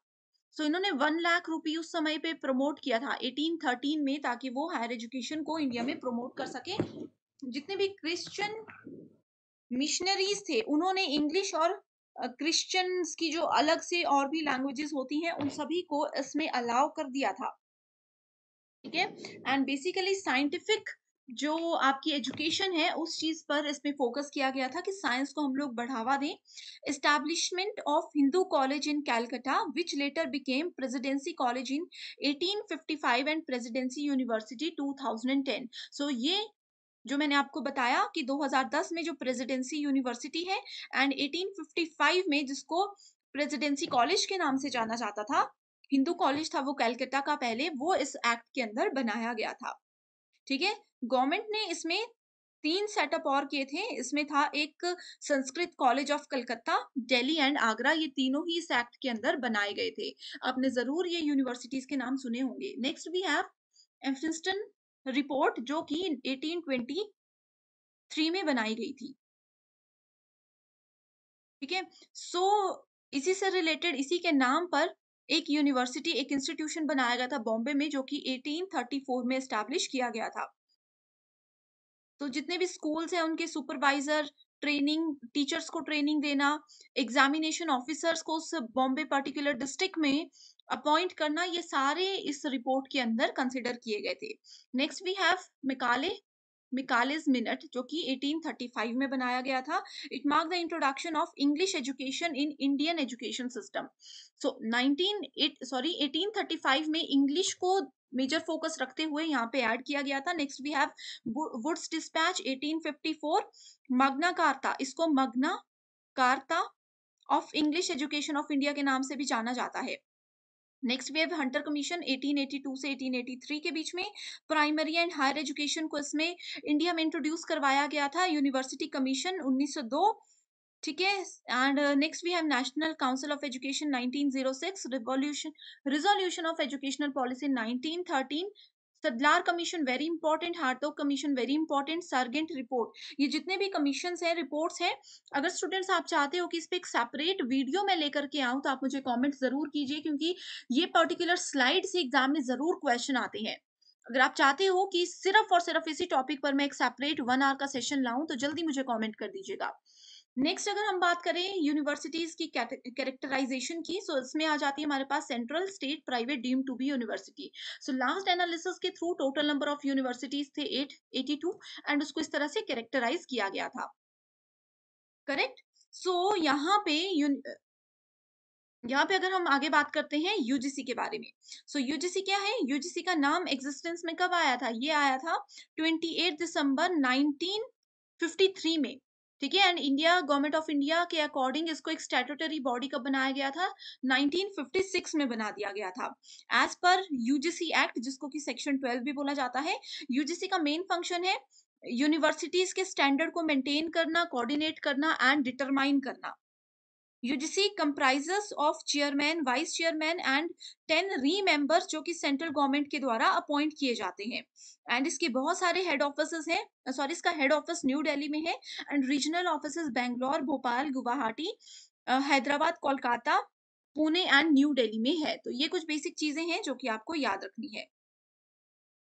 Next बात करते हैं न्यू नेशनल एजुकेशन पॉलिसी 2020। जैसे कि मैंने आपको हमेशा बताया है कि इस पे एक सेपरेट सेशन ऑलरेडी मैं आप लोगों के लिए लेकर के आई हूं, जो कि बहुत ही ज्यादा इंपॉर्टेंट है। एक टॉपिक यहाँ पे मिस हो गया है, जो कि है यूनिवर्सिटीज। अब देखो, सेंट्रल यूनिवर्सिटी क्या होती है? सेंट्रल यूनिवर्सिटी सेंट्रल एक्ट, यानी कि एक्ट ऑफ पार्लियामेंट के अंदर इसको बनाया गया है। Total we have 48 central university under the review of MHRD. MHRD का अब नया नाम रखा गया है ministry of human resource development, इसका नाम था। अब इसका नया नाम क्या रखा गया है? मुझे कमेंट करके बताइए। President of India is the visitor of all central university. Exam के लिए बहुत इंपॉर्टेंट है। इंडिया के प्रेसिडेंट सेंट्रल यूनिवर्सिटी के विजिटर होते हैं। स्टेट यूनिवर्सिटी क्या होती है? इट वॉज एस्टैब्लिश्ड और इनकॉर्पोरेटेड बाय प्रोविंशियल एक्ट और बाय स्टेट एक्ट, ठीक है। तो ये स्टेट एक्ट के अंदर बनाई गई है। According to this list we have total 392 state universities now. Private universities क्या होती हैं? ये स्पॉन्सरिंग बॉडी है, जो कि सोसाइटीज रजिस्ट्रेशन एक्ट 1860 के अंदर इसको रखा जाता है। टोटल 317 यूनिवर्सिटीज है यूजीसी के लिस्ट के द्वारा, ठीक है, ये बताया गया है। नेक्स्ट आ जाता है deem to be university. High performing institutions होते हैं जो कि सेंट्रल गवर्नमेंट के अंदर आते हैं। किस एक्ट के अंदर आते हैं? ये आते हैं यूजीसी एक्ट 1956 के सेक्शन 3 के अंदर। तो एग्जाम के लिए ये बहुत इंपॉर्टेंट है। तो डीम टू बी यूनिवर्सिटीज क्या करती हैं? इनके अपने सिलेबस होते हैं, अपनी एकेडमिक डिग्रीज होती हैं, अपने अकॉर्डिंग ही ये करिकुलम सब कुछ चीजों को सेटअप यहाँ पे करते हैं। ये थे इस यूनिट के मोस्ट इंपॉर्टेंट 20 टॉपिक्स, जो कि हर साल एग्जाम में पूछे जाते हैं। अब डायरेक्टली हम नेक्स्ट यूनिट की ओर मूव करते हैं। कम्युनिकेशन, जिसको कि हिंदी में संचार बोला जाता है, इसका मतलब होता है एक्सचेंज ऑफ आइडियाज। अब मेरा नाम है अंकिता, मैं आप लोगों की कौन हूँ? मैं आप लोगों की टीचर हूँ। आप एबीसी नाम के कोई भी मेरे स्टूडेंट्स हो, ठीक है। मैं अपने आइडियाज, अपनी इंफॉर्मेशन, अपना नॉलेज अगर आप लोगों के साथ शेयर कर रही हूँ, तो उस चीज को बोला जाता है communication. So as a teacher अगर मैं अपना नॉलेज आप लोगों को ऑनलाइन सेशन में, जैसे कि अभी आप ये देख रहे हो, इस तरह से शेयर करूं, या फिर ऑफलाइन यानी कि क्लासरूम सेशन में अपना नॉलेज और आइडियाज शेयर करूं, तो इन किसी भी तरह के sharing of ideas, sharing of knowledge, इस चीज को बोला जाता है कम्युनिकेशन। कम्युनिकेशन वर्बल और नॉन वर्बल हो सकती है, यानी कि मौखिक और गैर मौखिक हो सकती है। वर्बल कम्युनिकेशन क्या होती है? जिसमें कि हम बोल कर अपनी बात बताते हैं, जिसमें कि वर्ड्स का यूज किया जाता है। जैसे कि अगर क्लास में मैं किसी स्टूडेंट को बोलूं सिट डाउन, मैंने जैसे अभी बोला सिट डाउन, तो ये क्या है? ये वर्बल कम्युनिकेशन है कि मैंने आप लोगों को मुंह से वर्ड्स की मदद से कुछ कहा है। दूसरा आता है नॉन वर्बल, जिसको कि गैर मौखिक बोला जाता है। नॉन वर्बल में हम लोग वर्ड्स का प्रयोग नहीं करते, इसमें हम यूज करते हैं सिंबल्स का, इसमें हम यूज करते हैं साइंस का, यानी कि इशारों का। अब जैसे किसी स्टूडेंट को बैठने के लिए मुझे कहना है, तो मैं हाथ से इशारा कर सकती हूँ सिट डाउन के लिए। मुंह से मैंने कुछ भी नहीं बोला, that is taken under the category of non verbal communication. Next we have it involve sender, message, medium, channel, receiver, response and feedback. तो कभी भी कम्युनिकेशन अगर करना है तो उसके लिए इन सब चीजों की जरूरत होती है। इन सब को हम डिटेल में आगे डिस्कस अभी करने वाले हैं। इसी के साथ अब बढ़ते हैं अपने अगले टॉपिक की ओर, जो कि है कैरेक्टरिस्टिक्स ऑफ कम्युनिकेशन, यानी कि संचार के लक्षण क्या क्या होते हैं। संचार में सबसे इंपॉर्टेंट पार्ट होता है एक्सचेंज ऑफ आइडियाज, यानी कि विचारों का आदान प्रदान इसमें होता है। अब दो लोग बातचीत कर रहे हैं, अब देखो स्टूडेंट्स, ए और बी बात कर रहे हैं, वो कोई भी बात हो सकती है। हो सकता है कि ए ने बी को कोई स्टोरी सुना दी, हो सकता है ए ने बी को यूजीसी नेट पेपर 1 के बारे में बता दिया, हो सकता है ए ने बी को ग्लोबल ऑनलाइन चैनल के बारे में बता दिया। ठीक है, कोई भी रीजन हो सकता है, कुछ भी चीज हो सकती है। एक्सचेंज ऑफ आइडियाज हो सकते हैं, कोई भी ये बात बता रहे हैं, या आज उनके साथ सुबह क्या हुआ ये कोई स्टोरी सुना रहे हैं। तो इस सब चीजों को कम्युनिकेशन के अंदर रखा जाता है। कम्युनिकेशन को सक्सेसफुल कब माना जाता है? जब वो टू वे कम्युनिकेशन होती है। अब देखो, जैसे कि ए ने बी को बता दिया, मान लीजिए ए ने बी को बोल दिया कि हाँ, मैं यूजीसी नेट की तैयारी ग्लोबल ऑनलाइन यूट्यूब चैनल से करता हूँ, और बी ने उसका रिस्पॉन्स ही नहीं दिया, बी ने ए की बात को इग्नोर कर दिया, तो वो एक अच्छा कम्युनिकेशन नहीं माना जाएगा। एक टू वे कम्युनिकेशन कब होगा? जब एक पर्सन कोई नॉलेज शेयर करता है एंड दूसरा पर्सन उसके रिस्पॉन्स में कुछ बोलता है। जैसे मान लीजिए ए ने बोला कि मैं ग्लोबल ऑनलाइन से पेपर 1 की प्रिपरेशन करता हूँ, एंड वहीं बी ने भी बोल दिया कि हाँ, मैंने भी ग्लोबल ऑनलाइन का कोर्स खरीदा हुआ है और मेरा एग्जाम क्वालिफाई हो गया था। इस तरह से क्या हो गया? एक सक्सेसफुल कम्युनिकेशन ही हो गया। Correct. Next is continuous process. Communication संचार क्या है? कॉन्टिन्यूअस प्रोसेस है जो कभी भी नहीं रुकता।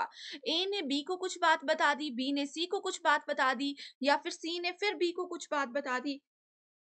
इस तरह से कम्युनिकेशन कंटिन्यू होता ही रहता है। नेक्स्ट है कोऑपरेटिव, यानी कि सहयोगी। कम्युनिकेशन का इफेक्टिव तभी माना जाता है जब उसमें जितने भी लोग इन्वॉल्व हैं वो एक दूसरे को कोऑपरेट करें। अब देखो, जैसे स्टूडेंट्स, मैं अपने सेशंस में आपको पता होगा कि हर बार मैं बहुत सारे होमवर्क क्वेश्चंस आप लोगों को देती हूँ, है ना? मैं तो यहाँ से बोल देती हूँ कि स्टूडेंट्स, ये होमवर्क क्वेश्चन है, इसका आंसर मुझे कमेंट करके बताइए। अगर आप लोग उसका रिप्लाई मुझे कमेंट करके देते हो, तो वो क्या हो गया? वो एक टू वे कम्युनिकेशन हो गया कि आप लोग मेरी बात सुन रहे हो, आप लोग मेरे साथ कोऑपरेट कर रहे हो, मेरा सहयोग दे रहे हो।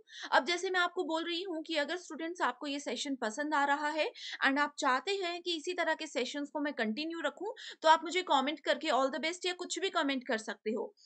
तो ये क्या है? ये सहयोगी कम्युनिकेशन होता है कि आप लोग मेरा सहयोग दे रहे हो, मुझे मदद कर रहे हो ये जानने में कि मेरे सेशंस एक्चुअल में इफेक्टिव हैं, एक्चुअल में आप लोगों को पसंद आ रहे हैं या नहीं आ रहे हैं।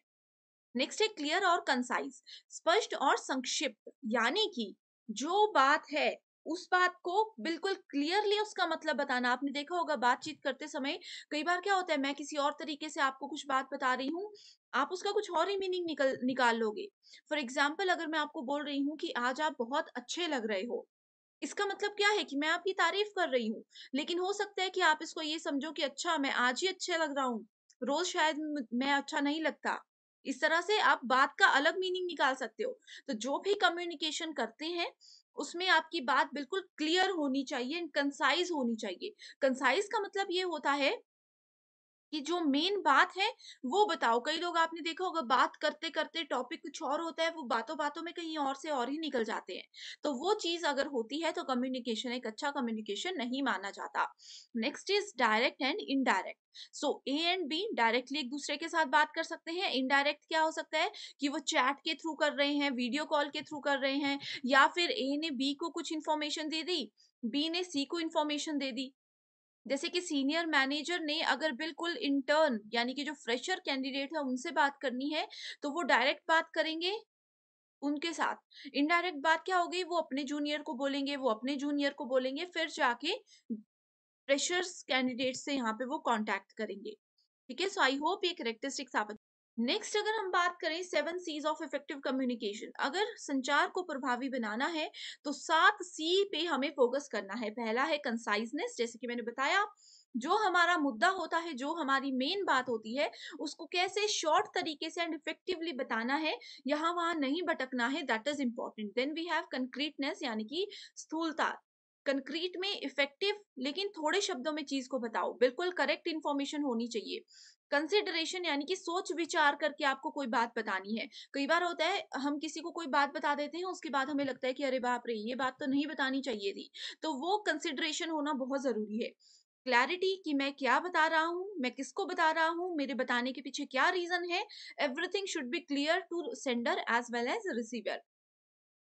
कर्टेसी यानी कि शिष्टाचार उसमें होना चाहिए। देन वी हैव कंप्लीटनेस कि जो भी मैसेज आप दे रहे हो वो कंप्लीट होना चाहिए, वो इंफॉर्मेटिव होना चाहिए। ऐसा नहीं है कि आधी बात बता दी आधी बात छोड़ दी। करेक्ट, सो ये 7 सीज बहुत इंपॉर्टेंट है। नेक्स्ट इज एग्जाम में देखो स्टूडेंट्स, ये नाम याद रख लेना, एग्जाम में क्वेश्चन आता है कि जैसे आपके पास 4 ऑप्शन दिए हैं, आपको पूछा जाएगा कि इनमें से कौन सा एक इफेक्टिव कम्युनिकेशन का सी नहीं है। तो हो सकता है करेक्टनेस की जगह इसमें कुछ और ऑप्शन दिया हो, तो आपको इसको अच्छे से समझ लेना है। नेक्स्ट है प्रोसेस ऑफ कम्युनिकेशन। कम्युनिकेशन बातचीत करने के लिए किसकी जरूरत है, सेंडर की। अब सेंडर कौन है, ए है, चलो अंकिता रख लेते हैं। ठीक है, सेंडर कौन है, अंकिता है। मैं आप लोगों को कोई बात बताने वाली हूँ, मैं आप लोगों को यूजीसी नेट पेपर 1 के बारे में अभी बताने वाली हूँ। ठीक है, तो सेंडर भी हो गया, मैसेज भी हो गया। मैसेज क्या है, यूजीसी नेट पेपर 1 की बात जो मैंने आपको बतानी है। एनकोडिंग क्या हो गया, अब एनकोडिंग का मतलब ये है कि मैं किस लैंग्वेज में आपको बताऊं, हिंदी में बताऊं, इंग्लिश में बताऊं, मराठी में बताऊं, या जिस भी लैंग्वेज में मैं बोल सकती हूँ, मेरी जो रीजनल लैंग्वेज है उसमें बताऊं, तो वो एनकोडिंग हो गया। मीडिया मतलब मैं किस तरह से बता रही हूँ, मैं आपको सामने बैठकर बता रही हूँ, मोबाइल के थ्रू बता रही हूँ, यूट्यूब के थ्रू बता रही हूँ, वीडियो कॉल पे बता रही हूँ, या फिर चैट पे मैसेज लिखकर बता रही हूँ, वो मीडिया क्या है। मीडिया या फिर उसको मीडियम भी बोल सकते हैं। ठीक है, कि किस तरीके से मैं बात बता रही हूँ। रिसीवर कौन है, अब मैंने तो देखो मैसेज भी डिसाइड कर दिया, कैसे मैसेज आप तक पहुंचाना है ये भी डिसाइड कर दिया, लैंग्वेज भी डिसाइड कर दी। अब सबसे जरूरी चीज कौन है, रिसीवर। रिसीवर कौन है, मेरे स्टूडेंट्स हैं। आप सभी रिसीवर्स हो। अगर आप लोग नहीं हो तो ये मेरा मैसेज, लैंग्वेज, ये सब बेकार है। उसके बाद आ गया डिकोडिंग। डिकोडिंग क्या है, अब देखो मैंने मान लीजिए जैसे मैं आपको पढ़ा रही हूँ इंग्लिश एंड हिंदी दोनों लैंग्वेजेस में, डिकोडिंग में बहुत से स्टूडेंट्स ऐसे होंगे जो कि इस चीज को प्योर हिंदी में ही कंसिडर करते हैं, जो कि इसको प्योर इंग्लिश में ही कंसिडर करते हैं, अपनी लैंग्वेज के कन्वर्जन के अकॉर्डिंग वो इसको यहाँ पे काम यूज करते हैं। देन वी हैव फीडबैक, जो कि बहुत इंपॉर्टेंट होता है कम्युनिकेशन में, लेकिन मेरे स्टूडेंट्स कभी भी फीडबैक मुझे नहीं देते। फीडबैक क्या होगा, ये पूरा प्रोसेस हमने कर दिया। फीडबैक होगा जब आप मुझे कमेंट करोगे कि यस मैम ये सेशन अच्छा था, या फिर आपको किसी टॉपिक पर चाहते हो कि मैं आपके लिए एक सेशन लेकर आऊं, वो टॉपिक का नाम लिख सकते हो। या फिर आप फीडबैक में ये देख सकते हो कि ये टॉपिक आपको अच्छे से समझ आ गया, इस सीरीज को मैं कंटिन्यू रखूं। ठीक है, कुछ भी मेरे सेशन से रिलेटेड, मेरी कम्युनिकेशन से रिलेटेड किसी भी चीज को लेकर के आप अगर कमेंट करते हो तो उस चीज को यहाँ पे फीडबैक माना जाएगा, जो कि एक प्रोसेस का, एक कम्युनिकेशन का प्रोसेस है। राइट, सो आई होप यहाँ से इस तरह से एग्जाम्पल से आप लोग अच्छे से हर एक कॉन्सेप्ट को समझ गए हो। कोई डाउट है तो भी बता सकते हो कमेंट करके। Next we have barriers in effective communication. So प्रभावी संचार में बाधाएं कौन कौन सी होती है। अंकिता मैम, फिर से सेम एग्जांपल मैं ले रही हूँ, अंकिता मैम ने अपने यूजीसी नेट पेपर 1 स्टूडेंट्स को बहुत इंपॉर्टेंट इंफॉर्मेशन बतानी थी, लेकिन बीच में क्या हो गया, बैरियर्स आ गए। बैरियर्स पहले हो सकते हैं organisational barriers, physical barrier, psychological barrier, language, cultural attitudinal, ठीक है। ऑर्गेनाइजेशनल बैरियर्स को बाद में देखते हैं, पहले मैं आप लोगों को लैंग्वेज बैरियर बताती हूँ जो कि बहुत इजीएस्ट है, ठीक है। लैंग्वेज बैरियर कैसा हो गया, जैसे कि देखो मैं आपको इंग्लिश एंड हिंदी दोनों लैंग्वेजेस में पढ़ाती हूँ। बहुत से स्टूडेंट्स ये कमेंट करते हैं कि मैम प्योर इंग्लिश में ही आप रिवाइज किया करो, बोला भी इंग्लिश में करो, या कई बोलते हैं कि इंग्लिश में नहीं मैम प्योर हिंदी में हमें चाहिए, ठीक है। तो ये क्या है, ये लैंग्वेज बैरियर है। कई लोगों को हिंदी इंग्लिश समझ ही नहीं आती, वो मुझे कहते हैं कि मैम मराठी में आप पेपर वन पढ़ाइए। तो ये क्या है, लैंग्वेज बैरियर है कि सेंडर किसी लैंग्वेज में बोल रहे हैं एंड रिसीवर जो है उस लैंग्वेज को समझ ही नहीं पा रहे। तो ये एक बीच में बाधा आ गई कि जो मैं बताना चाहती थी, जो मैं पढ़ाना चाहती थी, वो मैं अच्छे से आपके तक बात नहीं पहुंचा पा रही हूँ, या फिर मैंने बात वो अच्छे से पहुंचा दी, आप उसको नहीं समझ पा रहे हो, ठीक है। फिजिकल बैरियर की अगर हम बात करें, इसके बाद फिजिकल बैरियर होता है कि मान लीजिए मैं हूँ किसी पर्टिकुलर सिटी में, मान लीजिए कि मैं पंजाब में हूँ, ठीक है, आप लोग हो उड़ीसा में, करेक्ट। सो ये क्या है, ये एक फिजिकल बैरियर आ गया, बहुत दूर आप लोग हो, डायरेक्टली मैं आप लोगों के साथ यहाँ से बात नहीं कर पाऊंगी, तो ये फिजिकल बैरियर है। ऑर्गेनाइजेशनल बैरियर होता है कि ऑर्गेनाइजेशन हमारी ऑर्गेनाइज्ड अगर हम तरीके से बात करते हैं या नहीं करते हैं। साइकोलॉजिकल आ गया किसी का मेंटल लेवल। अब यूजीसी नेट पेपर वन मैं आप लोगों को पढ़ा रही हूँ, आप लोग उसको समझ रहे हो क्योंकि आप उस लेवल के स्टूडेंट्स हो। अब किसी फर्स्ट क्लास के बच्चे को अगर मैं यूजीसी नेट पेपर वन की तैयारी करवाऊं तो वो इफेक्टिव होगा, वो नहीं होगा। सो साइकोलॉजिकल बैरियर यही होता है कि हमें देखना चाहिए कि किस लेवल पर हमें किस पर्सन के साथ कैसे कम्युनिकेट करना है। Next we have cultural barrier. दो लोगों का अगर कल्चर, दो लोगों की अगर संस्कृति ही अलग है, तो वो एक दूसरे की भाषा ही नहीं समझ पाएंगे, वो एक दूसरे के एग्जाम्पल्स, एक दूसरे की भावनाएं ही नहीं समझ पाएंगे, correct. This then we have attitudinal barrier. दो लोगों के बीच में सेम एक लेवल होना चाहिए, एक सेम व्यवहार होना चाहिए, इस चीज का भी फर्क पड़ता है। आपने देखा होगा कि ऑपोजिट नेचर वाले लोग बहुत कम हो पाता है कि आपस में अच्छे से बातचीत कर सके। एक ए है जो कि बिल्कुल कूल एंड काम पर्सनालिटी का पर्सन है, एंड बी है जो कि एकदम गुस्से वाला पर्सन है। तो इस तरह के डिफरेंट एटीट्यूड वाले लोग जनरली अच्छे से कम्युनिकेट नहीं कर पाते, तो ये भी एक बैरियर ही होता है। नेक्स्ट आता है हमारे पास डिफरेंट टाइप्स ऑफ कम्युनिकेशन, जिसमें verbal and non verbal are most important. Verbal जैसे कि मैंने बताया, शब्दों का प्रयोग जिसमें किया जाता है।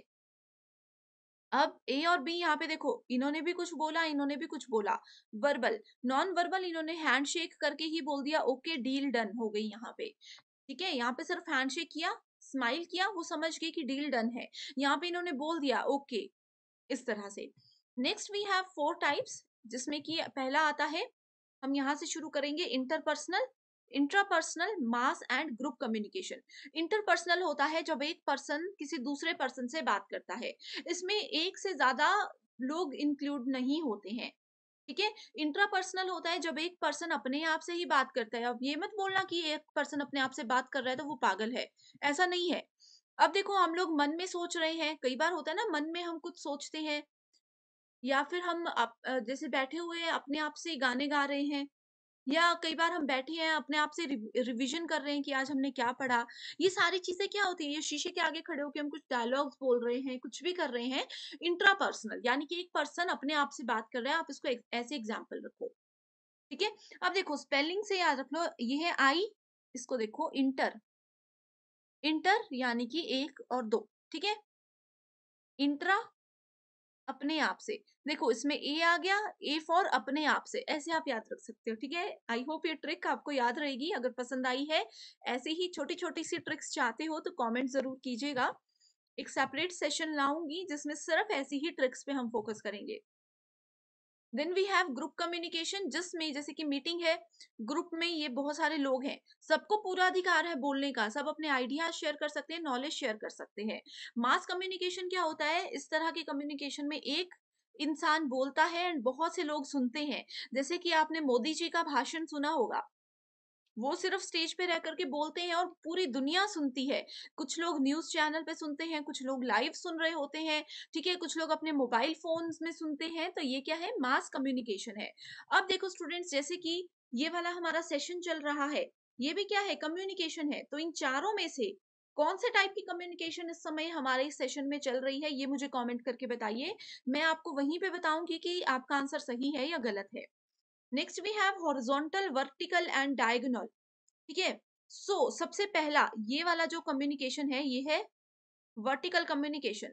जब मान लीजिए किसी कंपनी के एचआर किसी फ्रेशर एम्प्लॉय के साथ बात कर रहे हैं, यानी कि अपर लेवल के जो एम्प्लॉय है वो किसी जूनियर लेवल के एम्प्लॉय से बात कर रहे हैं। ठीक है। Next we have horizontal. Horizontal communication, horizontal में क्या होता है, इक्वल लेवल पे बात करते हैं। मान लीजिए हमारे पास जैसे हमारी कंपनी में अलग अलग वर्टिकल्स हैं। एक सेक्शन है जो कि यूजीसी नेट की तैयारी करवाते हैं, एक सेक्शन है जो कि महाराष्ट्र सेट की तैयारी करवाते हैं। ठीक है। मान लीजिए एक सेशन है जो कि पीएचडी एंट्रेंस एग्जामिनेशन की तैयारी करवाते हैं। तो तीनों ही सेशंस के, तीनों ही वर्टिकल्स के जो एचआर हैं, ये आपस में अगर कम्युनिकेट करेंगे तो ये क्या हो जाएगा, ये हॉरिजॉन्टल कम्युनिकेशन हो जाएगा। Then we have diagonal communication. जैसे कि ये देखो यूजीसी नेट, एमएच सेट और पीएचडी, ये तीनों वर्टिकल्स के कैंडिडेट्स हैं, ये एचआर हैं। ठीक है। एंड यहाँ पे उनका जूनियर स्टाफ है। करेक्ट। ये क्या कर रहे हैं, मान लीजिए पीएचडी चैनल के एचआर ने यूजीसी नेट वाले किसी एजुकेटर से कोई बात कर ली। ठीक है। तो इस तरह से यहाँ पे कम्युनिकेशन होता है जिसको कि बोला जाता है diagonal communication. Next we have downward and upward communication. Downward same upper level से लोअर लेवल। जैसे कि स्कूल के प्रिंसिपल ने अपने स्कूल के स्टाफ से बात की, उन्होंने कोई नोटिस जारी किया जो कि उन्होंने डायरेक्टली स्टूडेंट्स को नहीं बताया, उन्होंने अपने स्कूल के स्टाफ को बता दिया। वो स्टाफ की आगे रिस्पॉन्सिबिलिटी है कि वो अपनी अपनी क्लास में जा करके स्टूडेंट्स को वो बात बताएं। सिमिलरली अगर स्टूडेंट्स को स्कूल के किसी भी मैनेजमेंट से रिलेटेड कोई इशू है तो स्टूडेंट्स डायरेक्टली प्रिंसिपल के पास नहीं जाएंगे, वो डर रहे हैं प्रिंसिपल को बताने से। तो वो क्या करेंगे, वो अपनी क्लास टीचर्स के पास बताएंगे, क्लास टीचर आपस में बात करेंगे एंड देन वो प्रिंसिपल के पास जाकर के बताएंगे कि बच्चों की ये क्वेरीज है। तो ये हो गया अपवर्ड एंड डाउनवर्ड, ऊपर की ओर और नीचे की ओर संचार ऐसे होता है। Next we have classroom communication. कक्षा में संचार क्या होता है, कक्षा में संचार एक टीचर और एक स्टूडेंट के बीच में होता है। इसमें क्या होता है, सबसे ज्यादा इंफॉर्मेशन शेयर होती है। क्लासरूम कम्युनिकेशन में नॉलेज को डेवलप किया जाता है। ठीक है। ज्ञान को बढ़ाना इसका मेजर उद्देश्य होता है। इसके अनुप्रयोग भी किया जाता है, इसका विश्लेषण भी किया जाता है, इवैल्यूएशन एबिलिटीज भी होती है। इवैल्यूएशन का मतलब क्या होता है, हमने टीचिंग एप्टीट्यूड में इसको डिटेल में डिस्कस किया है। मूल्यांकन बहुत जरूरी है। क्लासरूम में देखो टीचर ने स्टूडेंट्स को पढ़ाया एंड फिर सेशन के एंड में स्टूडेंट्स को बोला कि बताओ आज जो हमने पढ़ा वो समझ आया, अगर समझ आया तो मुझे फटाफट से बताओ कि क्या क्या चीजें आज हमने पढ़ी। या फिर क्लास के एंड में स्टूडेंट्स टीचर को बताएंगे कि आज मैम आपने जो कुछ भी पढ़ाया हमें कुछ भी समझ नहीं आया, इसको आप कल फिर रिपीट कीजिएगा। ये सब क्या है, ये सब इवैल्यूएशन है, ये सब फीडबैक है। तो हमेशा कम्युनिकेशन जब टू वे होता है वो तभी क्लियर माना जाता है। वन वे कम्युनिकेशन में क्वेश्चंस नहीं पूछे जाते, डाउट्स क्लियरिंग सेशन जो है उसमें थोड़ी सी प्रॉब्लम रहती ही है। करेक्ट। ये होता है क्लास